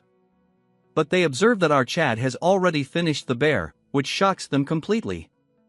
Moving to our Chad, he contacts him asking Chris how he managed to slay it so easily. He explains that this guy has high physical strength and defense, but agility and magic resistance are reduced. Thanks to this, he exploited this gap, and at the right moment he injected dark energy right into its heart. Marion is shocked because the technique he used, but before she could finish, the redhead summons himself and says that he used dark death. Then he tells the kid that it's one of the technique he liked the most. Moving to Chris after he is done with the bear, that when our Chad realizes that he didn't deal with the lizard. But it doesn't give him any time to rest and attacks Chris, but he easily dodges the attack. But since it has 2 heads, the other one spits poison which he barely dodges. This lizard has 3 hearts, until he destroys all 3 of them at the same time. It will continue to regenerate, so he has to try a different approach. Using the dark energy as rope, he entangles the lizard with it, completely binding its movement. As he uses extreme force, the entire monster gets destroyed as all 3 cores get shattered under the force. Crazy Redhead says that what our Chad used was an applied version of dark destruction. Cosplaying Old Man says that he cannot see properly, so he should move aside. As he continues to get crazy, he asks Marion if she is the one who taught him this, but she instantly denies, telling him that she has no idea. He says that it's not something one can learn, but Redhead says that then there will be no need to learn dark magic, as for the clan leader he remains quiet. Since our Chad is done dealing with them, he gets transported back to reality. And with a fox-like smile he says that he had to think a lot, but it was a great lesson, giving credits to the leader. To add oil to the fire, as Marion and Redhead remains quiet, he says that thanks to the Lord he was able to learn how to apply dark magic on his own. He says that arrogance is a no, but he will begin the full-scale training of dark magic. He tells the turds to get out as they follow his orders. As they leave, Marion is concerned because this kid might be too hard on our Chad. He tells Chris that before the first magic transfer, he gives a question about what he thinks about dark magic. Chris tells him directly if it is to dominate the opponent with perfect dark energy. Hearing this, he asks him what perfect darkness does he mean. But Chris is nervous as he doesn't have an answer for this. He tells Chris to take a good look as he unlocks some kind of lock. The next second the entire place starts shaking, He says that this is the beginning of all darkness as the entire place gets surrounded with dark energy. If he walks down the deep stairs, the 12 abyss awaits him and he should go and devour the Lord shrouded in darkness. In front of his hand a lot of energy accumulates, and a dagger made of pure energy forms. The old kid waves his dagger, feeling the attack. Our Chad thinks that it represents death and a single blow can kill him. It shatters the space behind Chris and he can't breathe properly because he remembers that it clearly cut his neck and passed by. The man explains that it is a sword of ideas that only cuts what it wants to cut. As the sword disappears he gets ready to leave, saying that he will give our Chad a month. In that time he should sharpen the black sword he just showed. As he leaves without telling him how to do it, our Chad is left confused. I don't get this, why are chapters getting smaller day by day? First thing in the morning Chris runs around the training area, then proceeds to do one-hand push-ups. Because of this intense training he is all sweaty as he takes off his shirt. His back has defined a lot. But it was all a dream since he has a long way to go, as he's still a skinny Barbie. Then he sits into a meditation pose, telling himself that he should go back to training. A pure dark energy form around his hands, it takes shapes into a dagger but it fails miserably. He is not quite satisfied since he has forgot count of how many times he has failed. Even when he manages to summon it, the most it lasts is 10 seconds. Moreover, it is nothing compared to the family head's black sword. That one was far more powerful and primal in darkness. He had said the following: climb the deep stairs and the 12 abysses will await you. Crow seeking wisdom accept it and praise it. Chris thinks that there must be a secret hidden in that incantation. Exactly 1 month after this scene, the duo Marion and cosplaying old man are coming down. He tells her that by now our Chad should have failed enough to realize his limits. He asks Marion if she is that worried about our boy. She says there must be a faster way, as he knows that there must be about 2 months left until the successor test. This cosplaying old man says that, with the purity of the dark mana he absorbed, rapid growth is impossible anyway. Even if he forces progress, he'll just hit a massive wall. So it's better to firmly build the basics.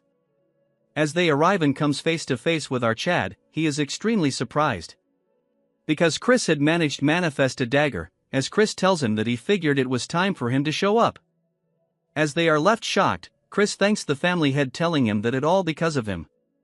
That he managed to reach 3 stars faster than expected. Before he could finish, the sword disappears. Chris says that as he can see, faking it is the best he can do for now. He says that it took about a week to manifest the black sword.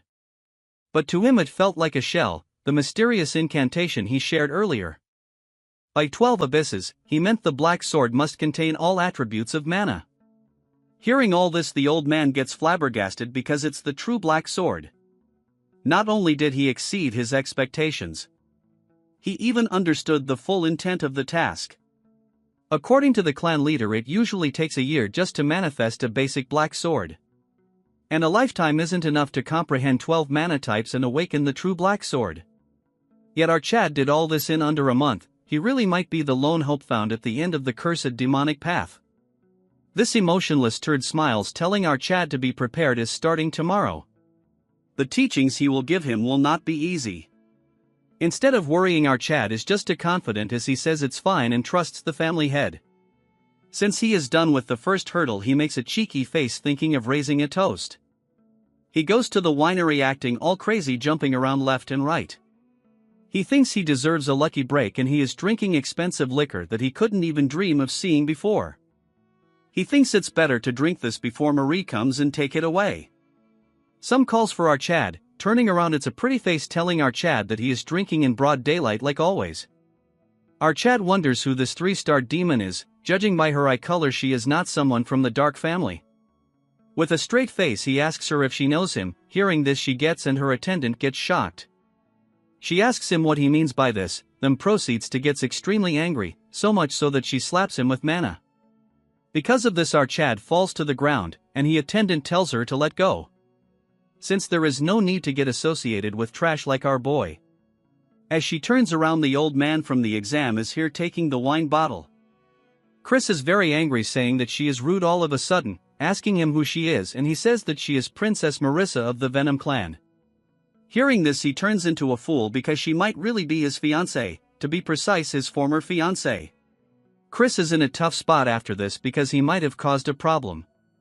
Moving to Marissa as she walks through the corridors, she is extremely pissed to the point that it clearly visible on her face. In a flashback we see a 8-year-old Marissa seen playing with ants. She thinks to herself that everyone is just going to talk to her brother, so she cannot understand why her father brought her to the dark family. As she was focusing on her ants, the busybodies tells themselves that she is an illegitimate child, saying if the Duke has lost his mind or what. Since his son is useless, they thinks that he is trying to sell his daughter off for a son-in-law. Feeling a presence, Marissa looks up to see Chris. He tells her what a kid is doing here all alone.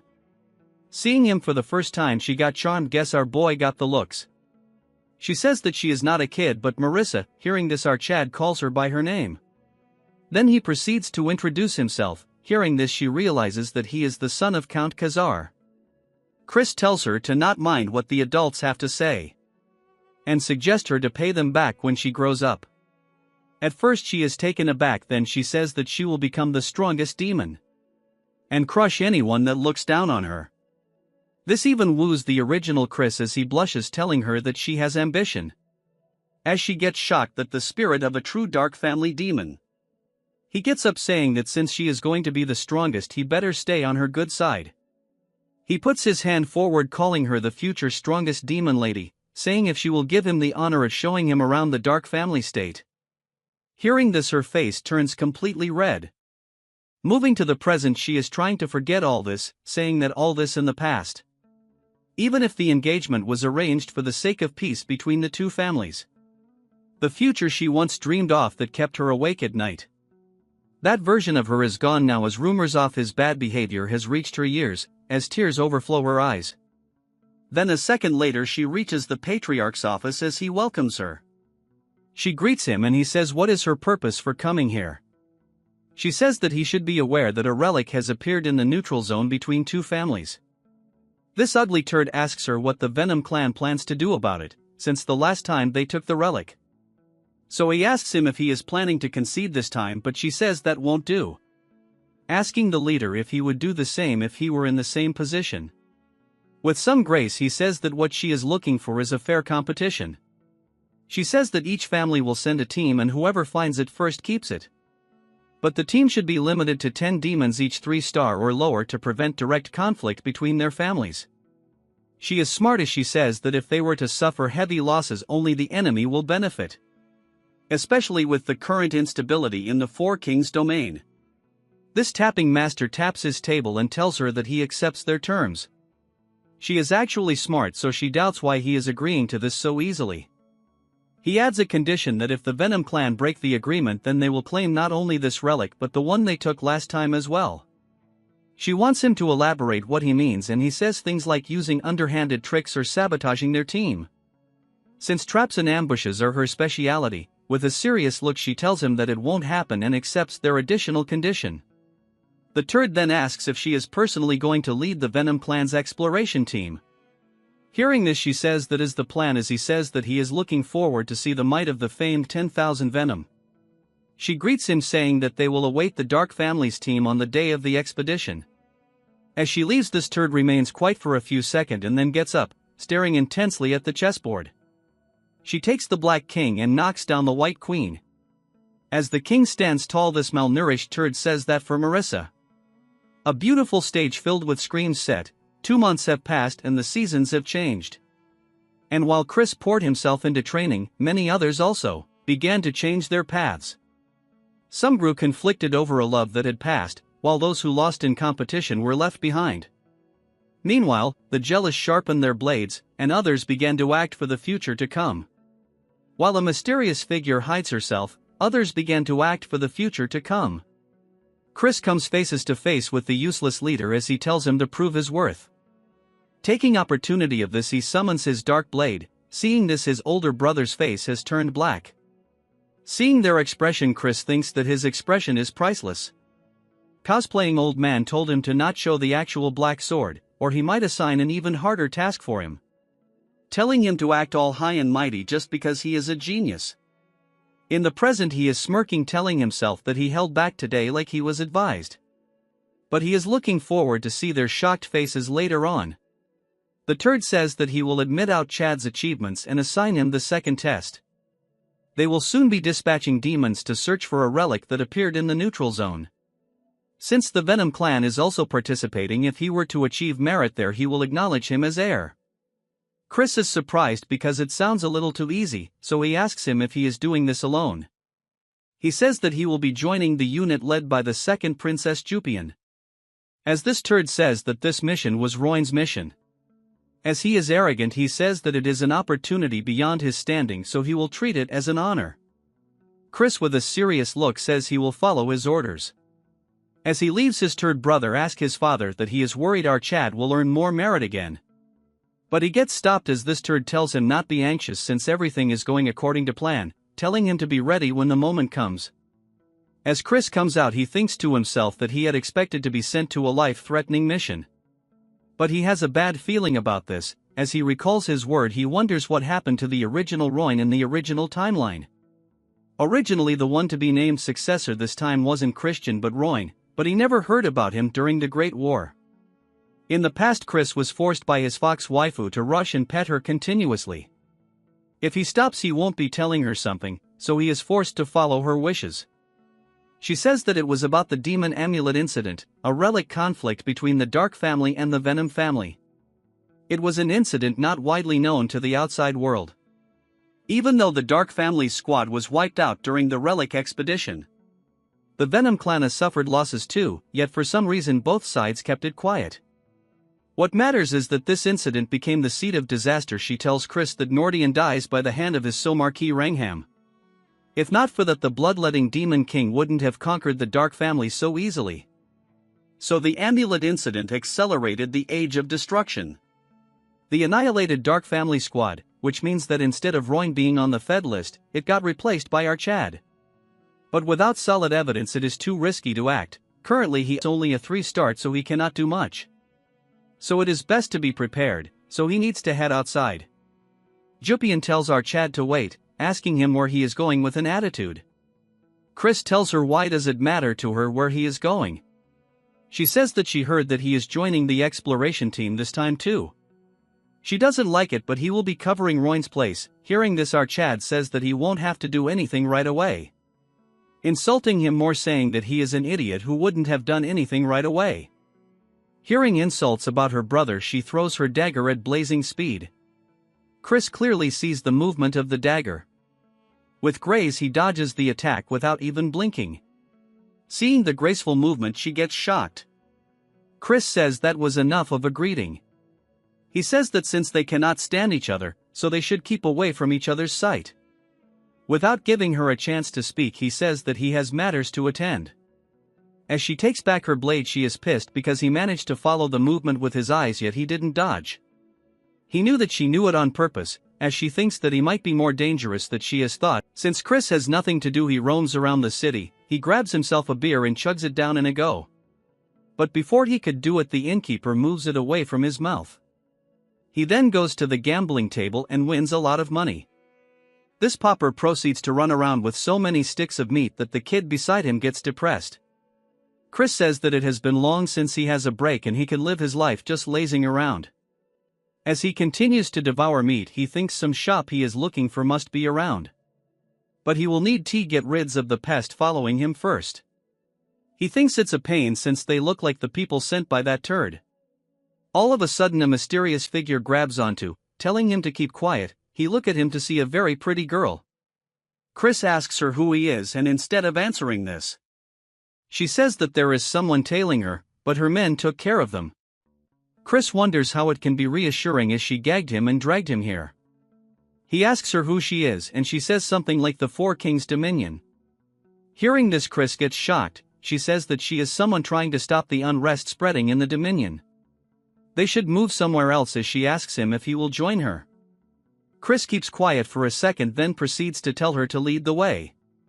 As they go deep into the alleys, Chris asks her just far are they going to go. She continues her story, saying that the demons in the king's domain are disappearing without a trace. Even in the safe zones in the city are being destroyed day by day. As Chris should be aware that the Dominion is plagued by the conflict between 3 families.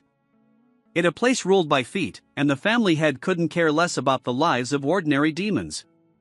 That's why she has concluded that purging the criminal forces will require help from multiple families. But she cannot expect help empty-handed, so she will give information that could calm the storm in the Dark family. She says that Marquis Rangham is colluding with a high-ranking member of the Venom clan. And their goal is to assassinate Princess Marissa of the Venom clan. Hearing this, Chris gets shocked and nervous since they are not only targeting him but even Marissa. He cannot understand why they are trying to do this. If both families lose their core figures, the instigators in the Dominion will grow even bolder. Eventually, the balance among the 12 demon clans will collapse, bringing greater tragedy. That's why she wants to ask him to prepare thoroughly for this expedition.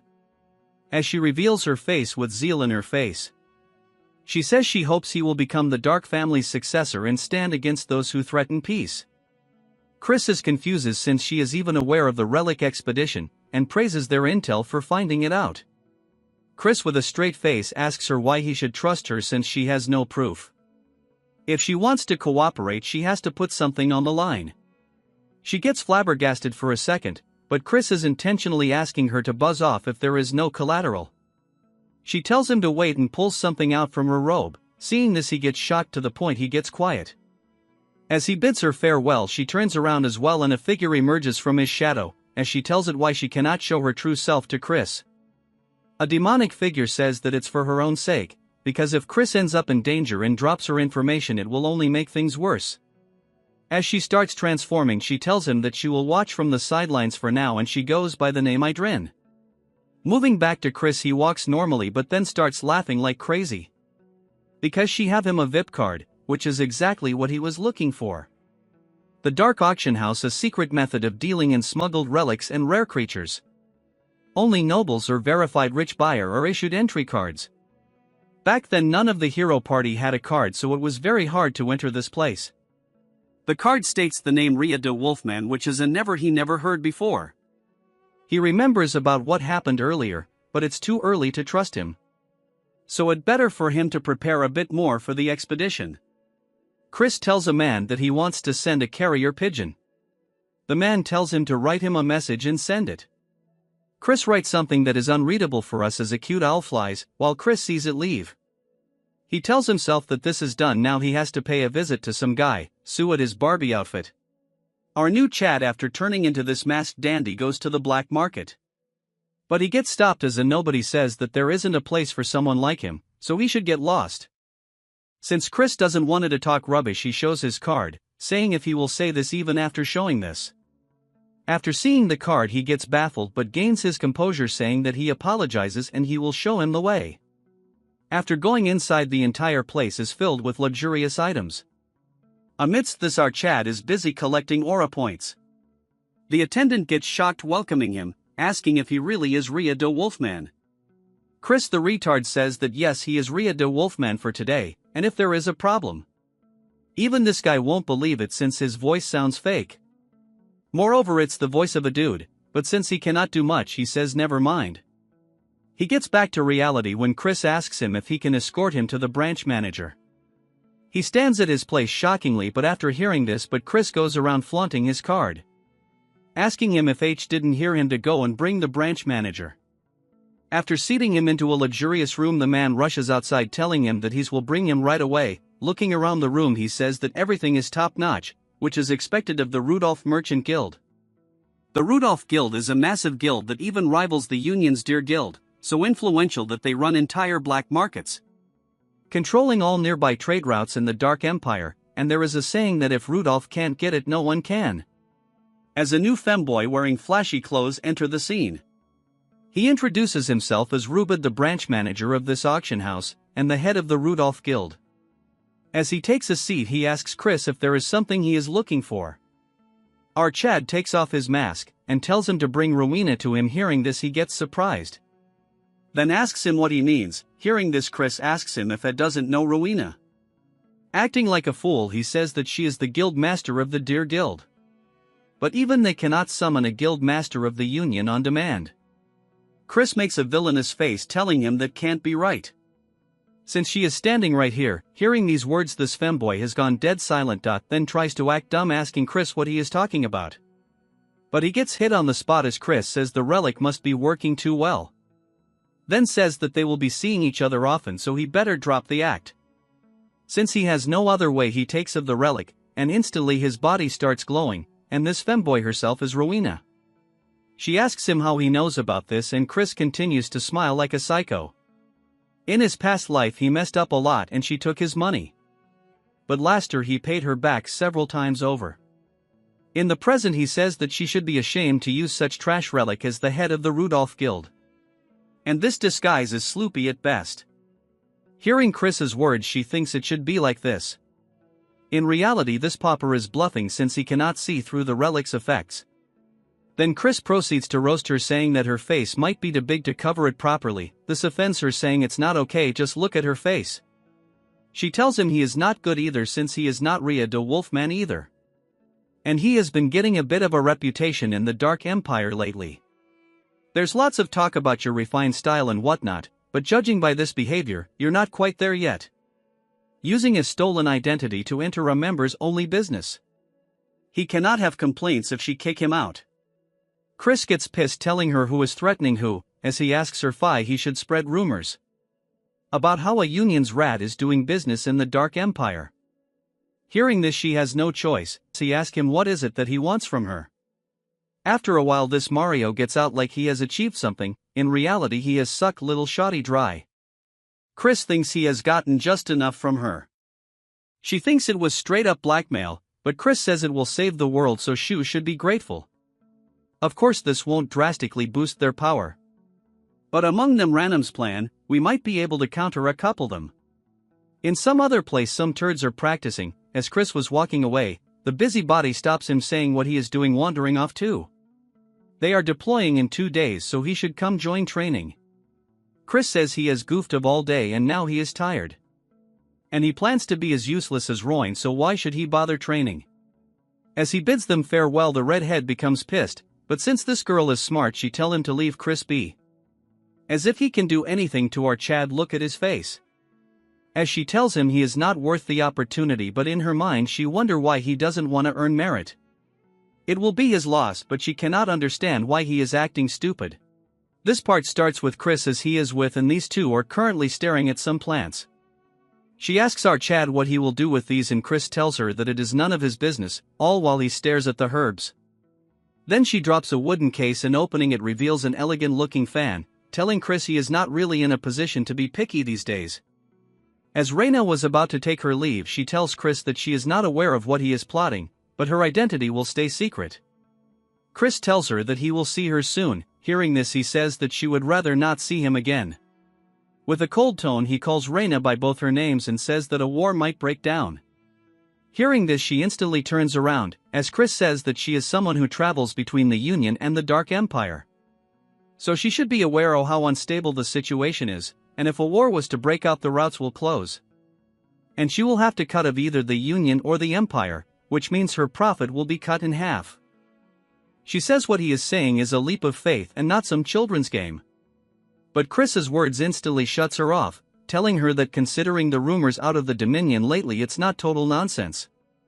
She thinks to herself that it is true and that the atmosphere hasn't been great lately, and there are a lot of families pushing for war with Union. As she goes through a letter which states that the Dark Clan is planning to start a war with the Union. She moves on to Chris, telling him why he is telling him all this. She tells Chris that he should know that she is a mere merchant and she can stop a war. Chris agrees on her as well, but asks her that she should become his sponsor and he will make sure that the future without war happens. She gets even more confused as she tells him how he will go around this. Chris says that she should know that for the Dominion to wage war, they have to pass through the Southern Magic Nation, where the Dark family resides, but if he were to become the heir this time and prepare for war, they must avoid the worst, and that's her only chance to keep her revenue from being halved. After finishing his sentence, Chris lends his hand to her and seeing his eyes she sees that he doesn't have the eyes of a liar. So she thinks that 5 investing on our Chad might be worth it after all. As they shake hands, she tells him that if he were to betray her trust even once, she is done. Chris tells her that he doesn't speak with 2 tongues. But in his mind he thinks that there is enough reasons to exploit her. He tells her to take care, calling her a money grub. In the evening Chris is busy turning the herbs into something. He says that even a high-ranking Venom clan figure is involved, so he better make antidote. It's been a while since he made one, so he wonders if he still has his skills. As he continues to boils the herbs into a special stove. In a flashback we move to the noble house of medicine, where Chris is learning how to make medicine. But he is failing at it when a sick person tells her to fan it harder. She goes by the name Ella and she is 26th head of the medicine clan. She tells Chris some herbs only draw out their effects over strong flames. He tells her not to nag him and lie down. The first time he met her was on the battlefield during the First Great War. Though she was young, she has no choice but to enter the battlefield. Because the bloodletting Demon King had annihilated her clan. As the noble house of medicine was the best among the Union's 7 great houses in healing art, they were an eyesore to the Demon King. And even she couldn't escape the Demon King's blade. Moving to Chris making medicine as she observes him, saying that no matter how she looks at it, he is one strange guy. He managed to recreate the clan's elixir with just a rough explanation. She is sad that she met him this late and at such a time. He mocks her, saying that it is a so-called noble house for being saint, even the head is frail and sickly. She coughs, saying that the only reason she is alive after the Demon King's attack is all thanks to her medicine. As cough led to her bleeding, she says that she can't be lying around like this. In this hellish world there is not end to those writhing in pain. As Chris turns around, she tells him that it is tragic that the house of the medicine ends here. Hearing her words, he looks the other way, telling her to not cling onto the past and focus on recovering. Hearing this, she smiles and then looks through a pile of books, telling Chris that the book contains their clan's secret. Only a portion of it survived the war, but he should accept it. As her coughing intensifies, Chris tells her to get some rest. She grabs onto his hand and tells him Chris to save those who suffer in her place. If he can do that, she can close her eyes in peace. Hearing this, Chris remains quiet, then tells her only if she will allow him to call her master. Hearing this, she smiles and then says that calling someone like her, who can't even teach properly, guess she managed to choose the right disciple after all. As Chris cosplays into a medical saint, he is crowned as the 27th head of the noble medicine clan. He thinks to himself that because the books were damaged, he couldn't master the clan's secret techniques completely. But he roamed around the battlefield to keep her promise, and because of that he was known as the saint of the battlefield. As he manages to make the pellet, he calls for his master, saying that he is probably living well somewhere, and even in this life he will keep the promise he made to her. As an eagle soars into the sky, we move Chris's original house. And his father has gotten a letter from Out Chad, as he is aware that according to her sister he obtained the Dark Core, just like him. As he tries to read the letter. As he reads the letter, he instantly gets serious, telling his attendant that he will need to make some preparation for his son. This part starts at the Baskin Mountain, which is the border ID the Dark Clan and Venom Clan. The so-called team leader tells her team to move in teams of 2 as they all agree to her orders. There is an exception. Our Chad tells her that he will go alone. She says at the pace of a snail, when does she expect them to finish searching this place? The Venom Clan already searched through this place, and they will probably beat them up to it again. She tells Chris that this is a zone where a class 4 or higher demonic beast appears, so he should not expect rescue if he is in trouble. Chris instead tells her to not drag them all down herself, so he takes out an antidote that counters the Venom Clan's poisons. She tells him that she doesn't need it since she has already taken her ones. Chris tells her that compared to those cheap ones, his is far better. So she should take it even if she thinks he is bluffing. As he eats 2 in front of herself, he tells her to suit herself, pissing her. That's when Marissa enters the scene, telling them if an internal strife is already brewing. Seeing her come, this turd call her a slowpoke. With a straight face, she tells her that she has arrived exactly on time, and she is just impatient. Them taunts her, saying that she should praise her for not cheating by scouting ahead. She tells her that she should have received the rules, that there is no setting traps or ambushing others during the exploration. Hearing this, Marja tells her that she should watch her tone. In response, she says they are enemies, so there is no reason for them to speak formally. Marissa gets close to her, saying that there is no need for all this.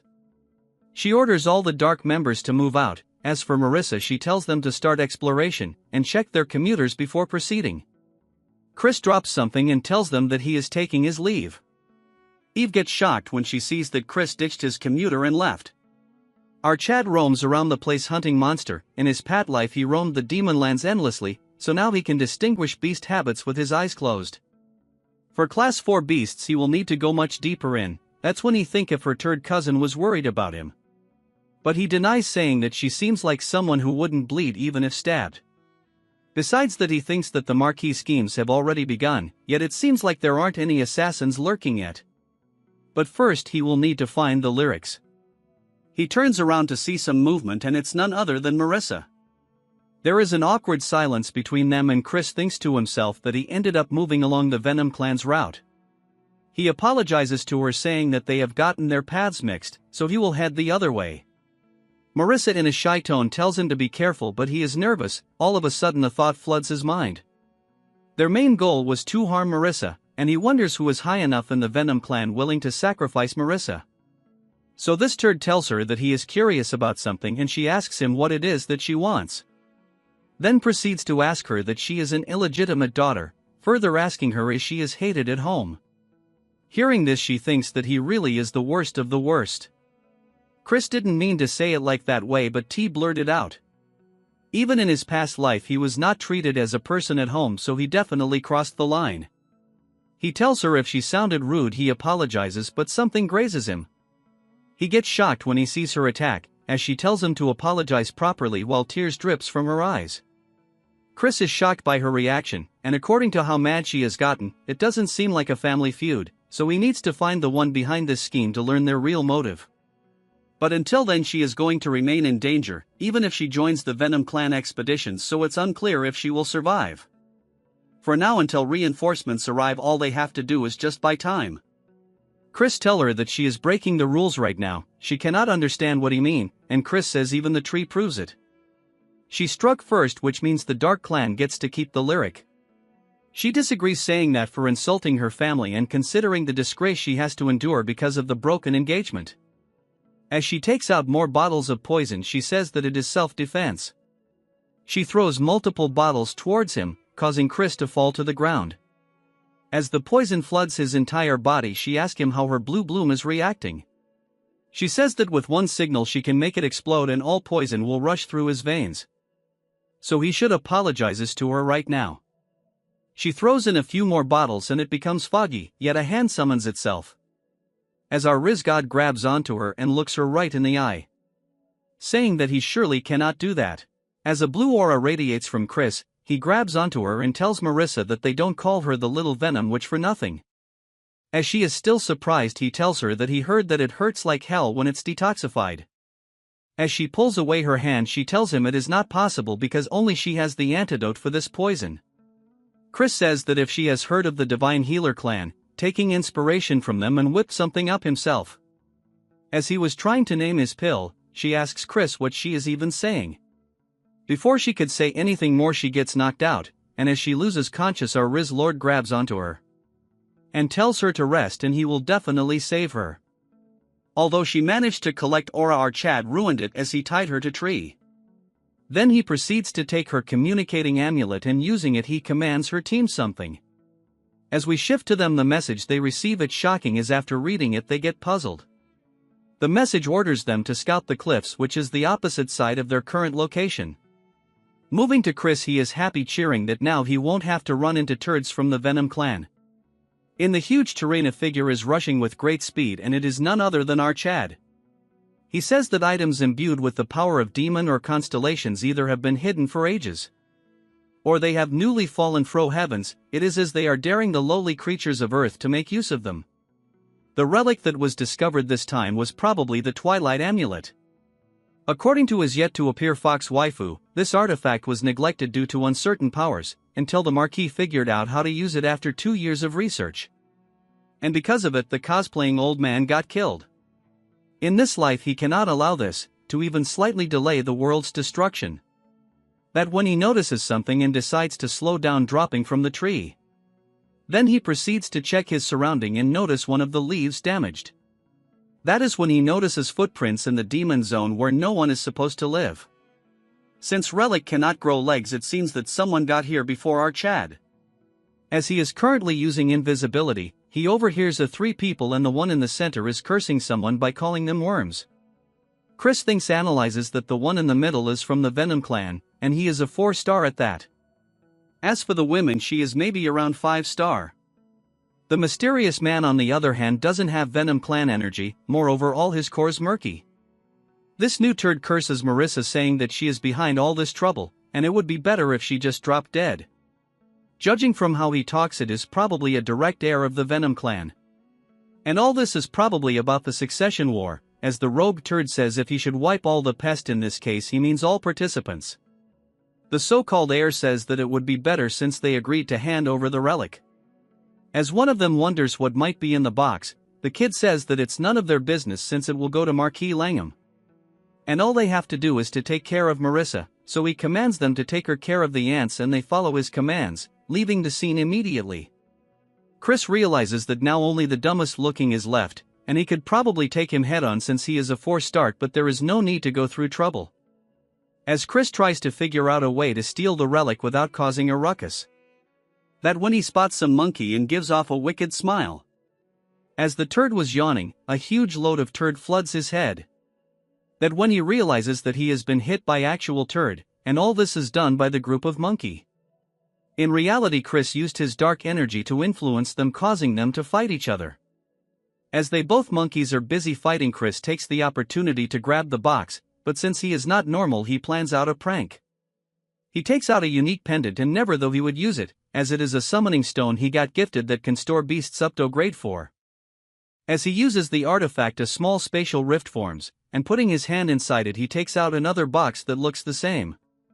But funny enough, he tweaked the second hand box Luna gave him and turned it brand new. Then without any remorse he swaps the boxes and proceeds to see what is the artifact that he actually got. But he gets shocked the second he sees that it is the Twilight Amulet. After some time Marissa gains consciousness, and seeing herself tied she wonders just what is going on. That's when she remembers that she had encountered our Chad. Just remembering about this, she gets mad, then she goes on to acting like a kid. Because not only did he apologize and now he pulls this crap on her. Then she continues to blabber how he could do this and if she is a joke to her. That when a voice grabs her attention, and it was specifically looking for her. It was none other than Melon, asking her if she really is the princess of the Venom clan.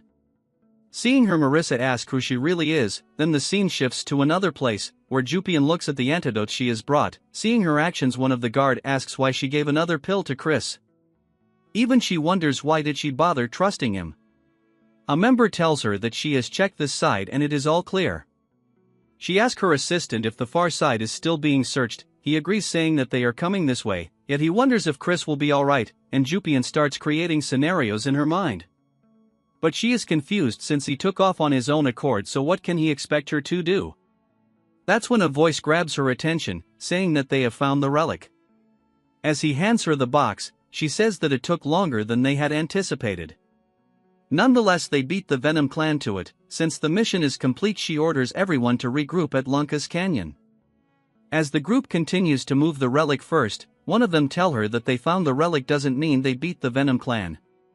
She thinks about Chris, wondering if he is dead. So she orders Squad 1 and Squad 2 stay back and search for Chris. The red turd curses our Chad, saying why they should bother. She says he might be a pain, but he is a blood from the main house, so even if it is his corpse they need to bring it back.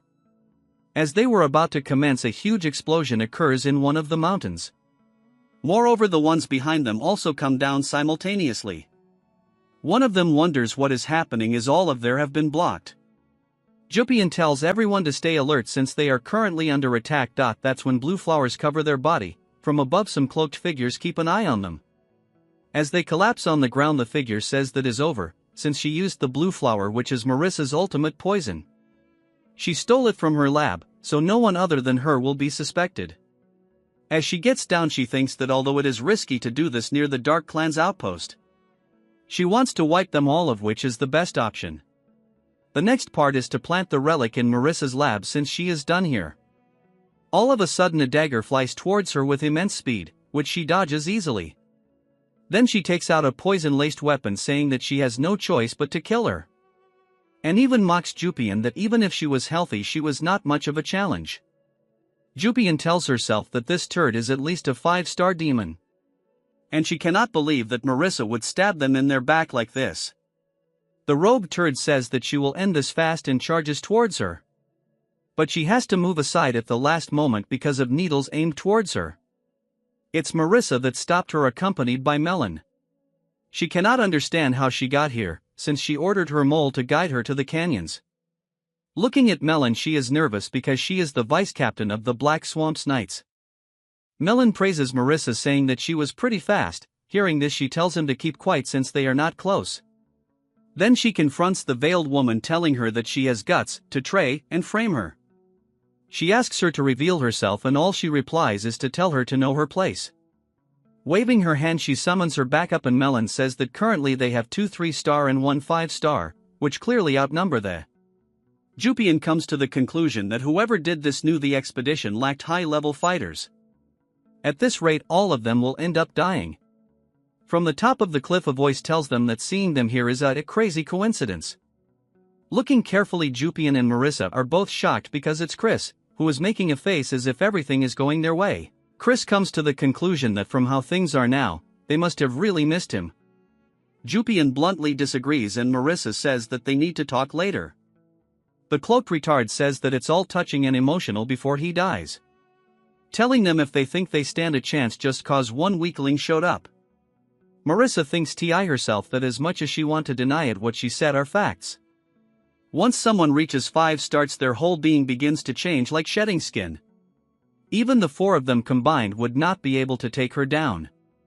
That W when Chris says that she is getting for being a mere 5 stars. As he puts his hand in a portal, he says that it makes sense since only a fool would cook up such a plan.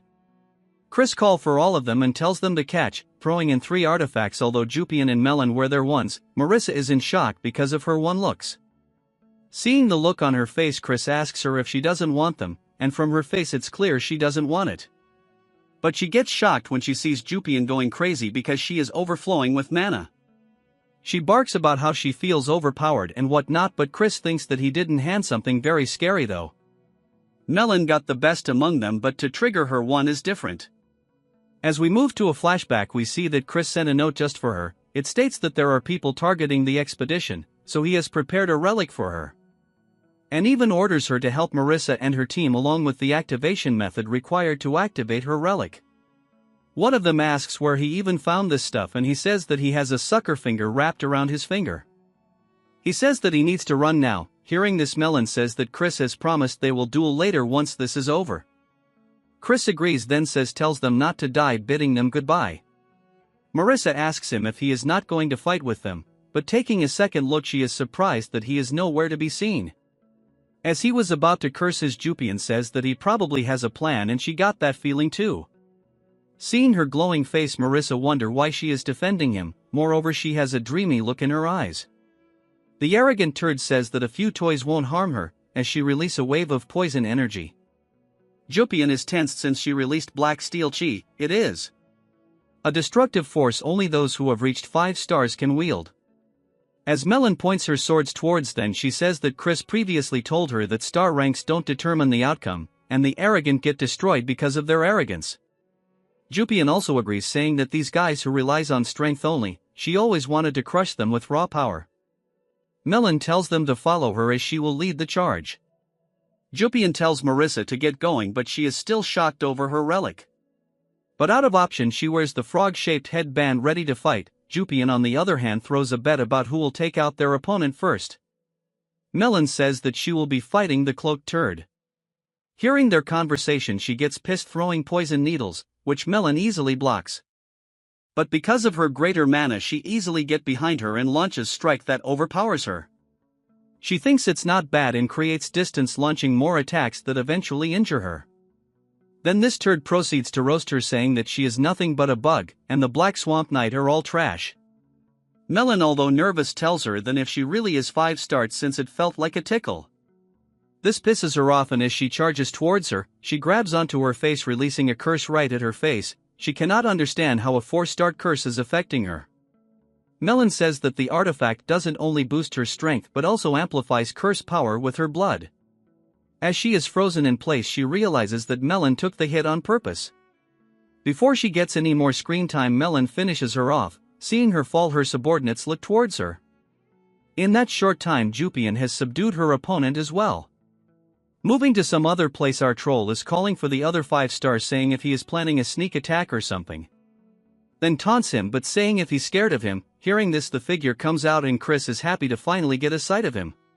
Chris confronts the turd, saying that he has been wondering for a while why his core is murky. Since it doesn't seem like he is from the Venom clan, there has to be another purpose for him to be here. Chris picks up a stone and aiming towards the masked turd he throws it. With extreme speed it grazes him. Before he could look, more of the stones were thrown towards him, which he dodges, but one of them manages to hit his mask. Chris says that when he tensed up, his right shoulders lifts, and when he is distracted, his field of vision narrows. He says that it is not a great habit, so he should fix it, calling him Brother Esht. Since he got caught, he opens his mask and reveals himself. In a flashback, we see that his father telling him that the Venom clan will take care of Jupian and Marissa, but if Chris slips away, he will have tracked him down himself, since no one can be allowed to survive this mission. But it didn't go as expected, as Jupian's unit didn't get wiped out and even Melon joined in. Thanks to that, wiping them has become an uncertainty. If he were to kill Chris in this situation, someone might start digging into it.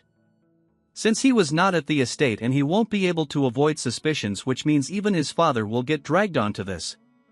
Chris asks him why he is quiet and if he is scared on something. But instead of responding, he uses his dark demonic energy to manifest a sword, making Chris break a sweat. As he launches a strike, Chris cut the attack with one of his own. That's when multiple of Esht are attacking him. Chris is surprised he made clones with his demonic energy, praising him that he didn't become a young lord by luck. Chris barely manages to hold them off when Esht is charging towards him.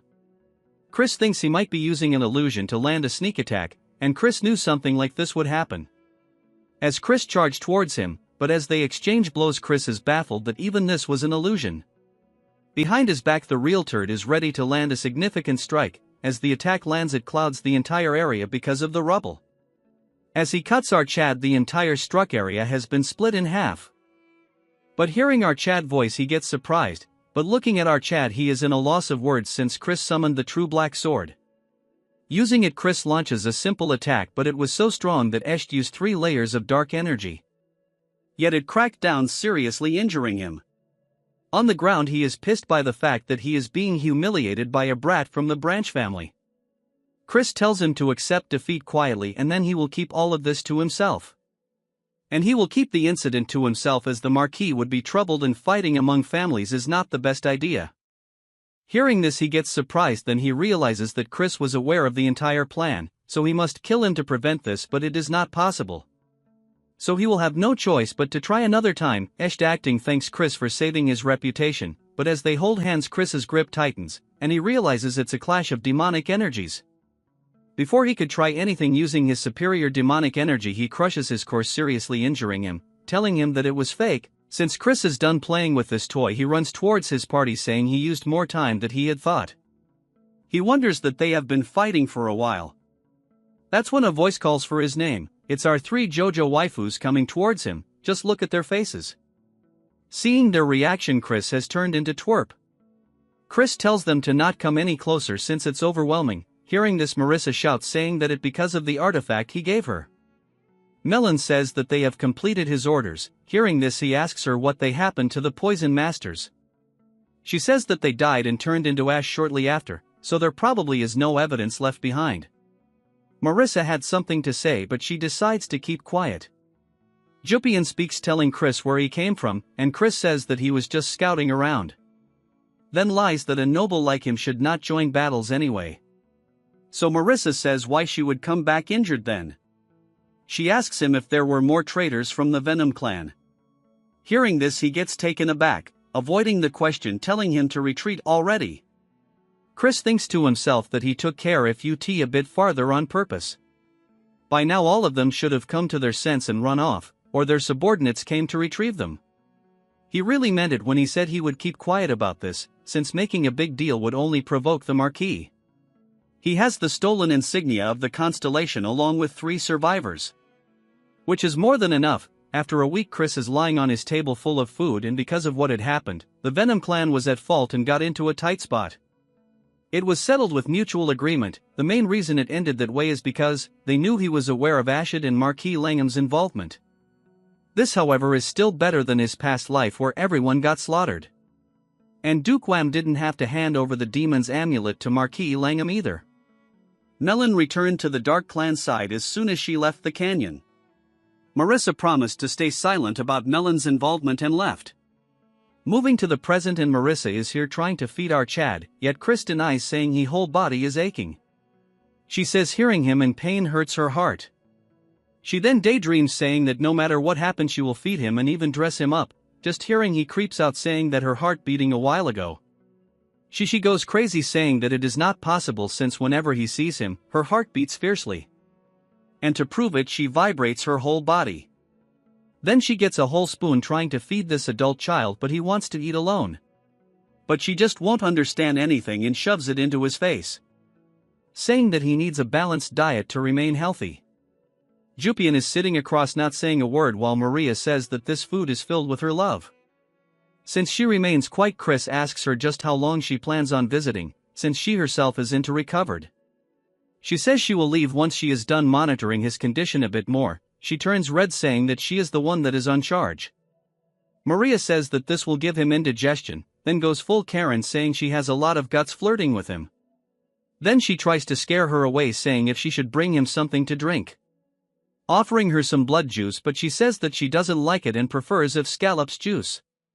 Hearing this she gets sad because it is not her field of expertise. As she continues to stare at him, and if she has something to do.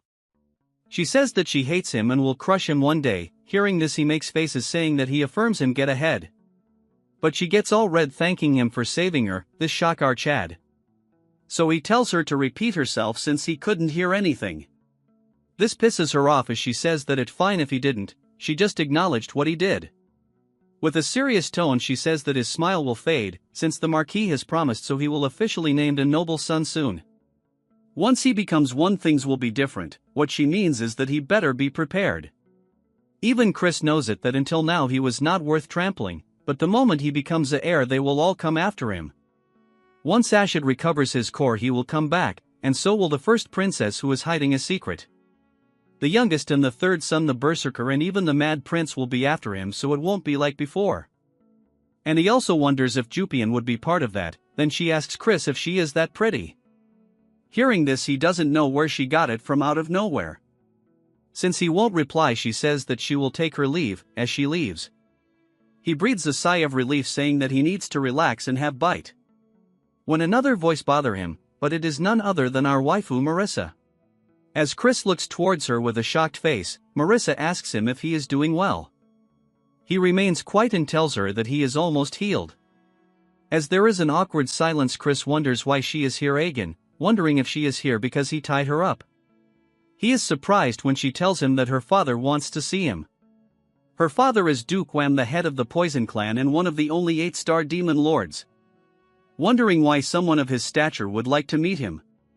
As they both walk together she asks him how he was aware of the plot, and his response is that he has an informant. Hearing this she remained quiet and a look of saddened. In a flashback we see that Melina introduced herself as the vice captain of the Black Swap Knight Order of the Dark Clan. She also included that she infiltrated under Chris's orders. Hearing this Marissa gets angry and says if she is agreeing that Chris broke the expedition rules. She cuts her of saying people targeting her, so she was orders to help her stand against the infiltrators. Moving to the present she tells him that if he knew he could have just warned her. Chris says that he though she might be in danger. Since if the Venom clan is the culprit she as the heir would be the prime target as the heir. She asks why he didn't suspect her for that she owes him one. With a shy look on her face she thanks him for saving her during the expedition. But out autonomous Riz Lord tells him that she is important to him. Hearing this she turned red, telling herself how he can say this all of a sudden, since they are already over. But he had to burst her bubble as he says that they should become political allies for now. As she is still getting out of the shock, he says it's a decent proposal. Asking her if this is awkward because of their past relationship. In that case she doesn't have to worry. At this point MC should have married a log. Anyways he continues blabbering nonsense. He elaborates they don't have to get back together or undo the engagement since they are complete strangers now. She just goes dark thinking to herself probably how she managed to fall in love with this dense log. She makes a killer look at his almost ready to break his bones. With an angered look she tells him that she is okay with his proposal since it will benefit both families. Chris thinks if he said something wrong, as the log wonder Marissa reaches a door, calling someone Lord Patriarch and that she has brought Chris from the ducal family. The person she is talking to is the Demon Lord. He thanks her and then say why she is calling him Patriarch when he told her to call him Father. With a serious tone she asks him to control himself because they are in front of guests. He says that she is right, and then tells her that they must have dinner together. She understood the assignment and tells them that she will be taking her leave. Chris observing this realizes that they seem to have a good father and daughter relationship. But he is surprised that Duke Wham, one of the overlords, would be such a doting father. As Marissa leaves with a look of anger and shyness, the real conversation starts, as he greets the old man. He says that our Chad is a bit more mature than the rumors. But just thinking about what he did to his daughter makes her want to tear his limbs. But returns to normal as if it were not for him his daughter would be in serious trouble, so he will let this incident slide, so Chris wonders why he summoned him here.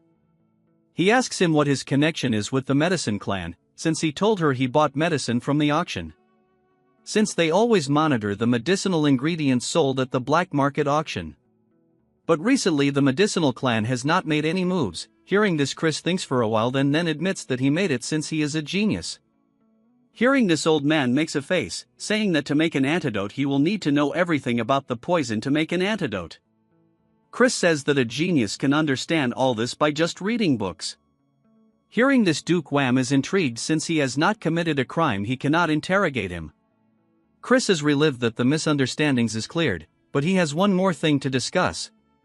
Chris gets shocked the second he offers him to become someone of the Venom clan. Moving to some other place, a red turd barges into a room, telling the Marquis that Eskid's core has been shattered and it must be Chris's doing. Old man hearing this tells her to lower her voice. She angers him more, saying that a brute is going to be the leader. If it happens the honor of the Dark Clan will be tainted, and if he will let it happen. Since he decides to remain quiet, she says that it happened for the best. Since both of them failed she will deal with Chris herself. This rat face remains quiet, then proceeds to say that she can do whatever she wants, but he won't get involved. As we see a chessboard completely ruined as the pawn has defeated the knight.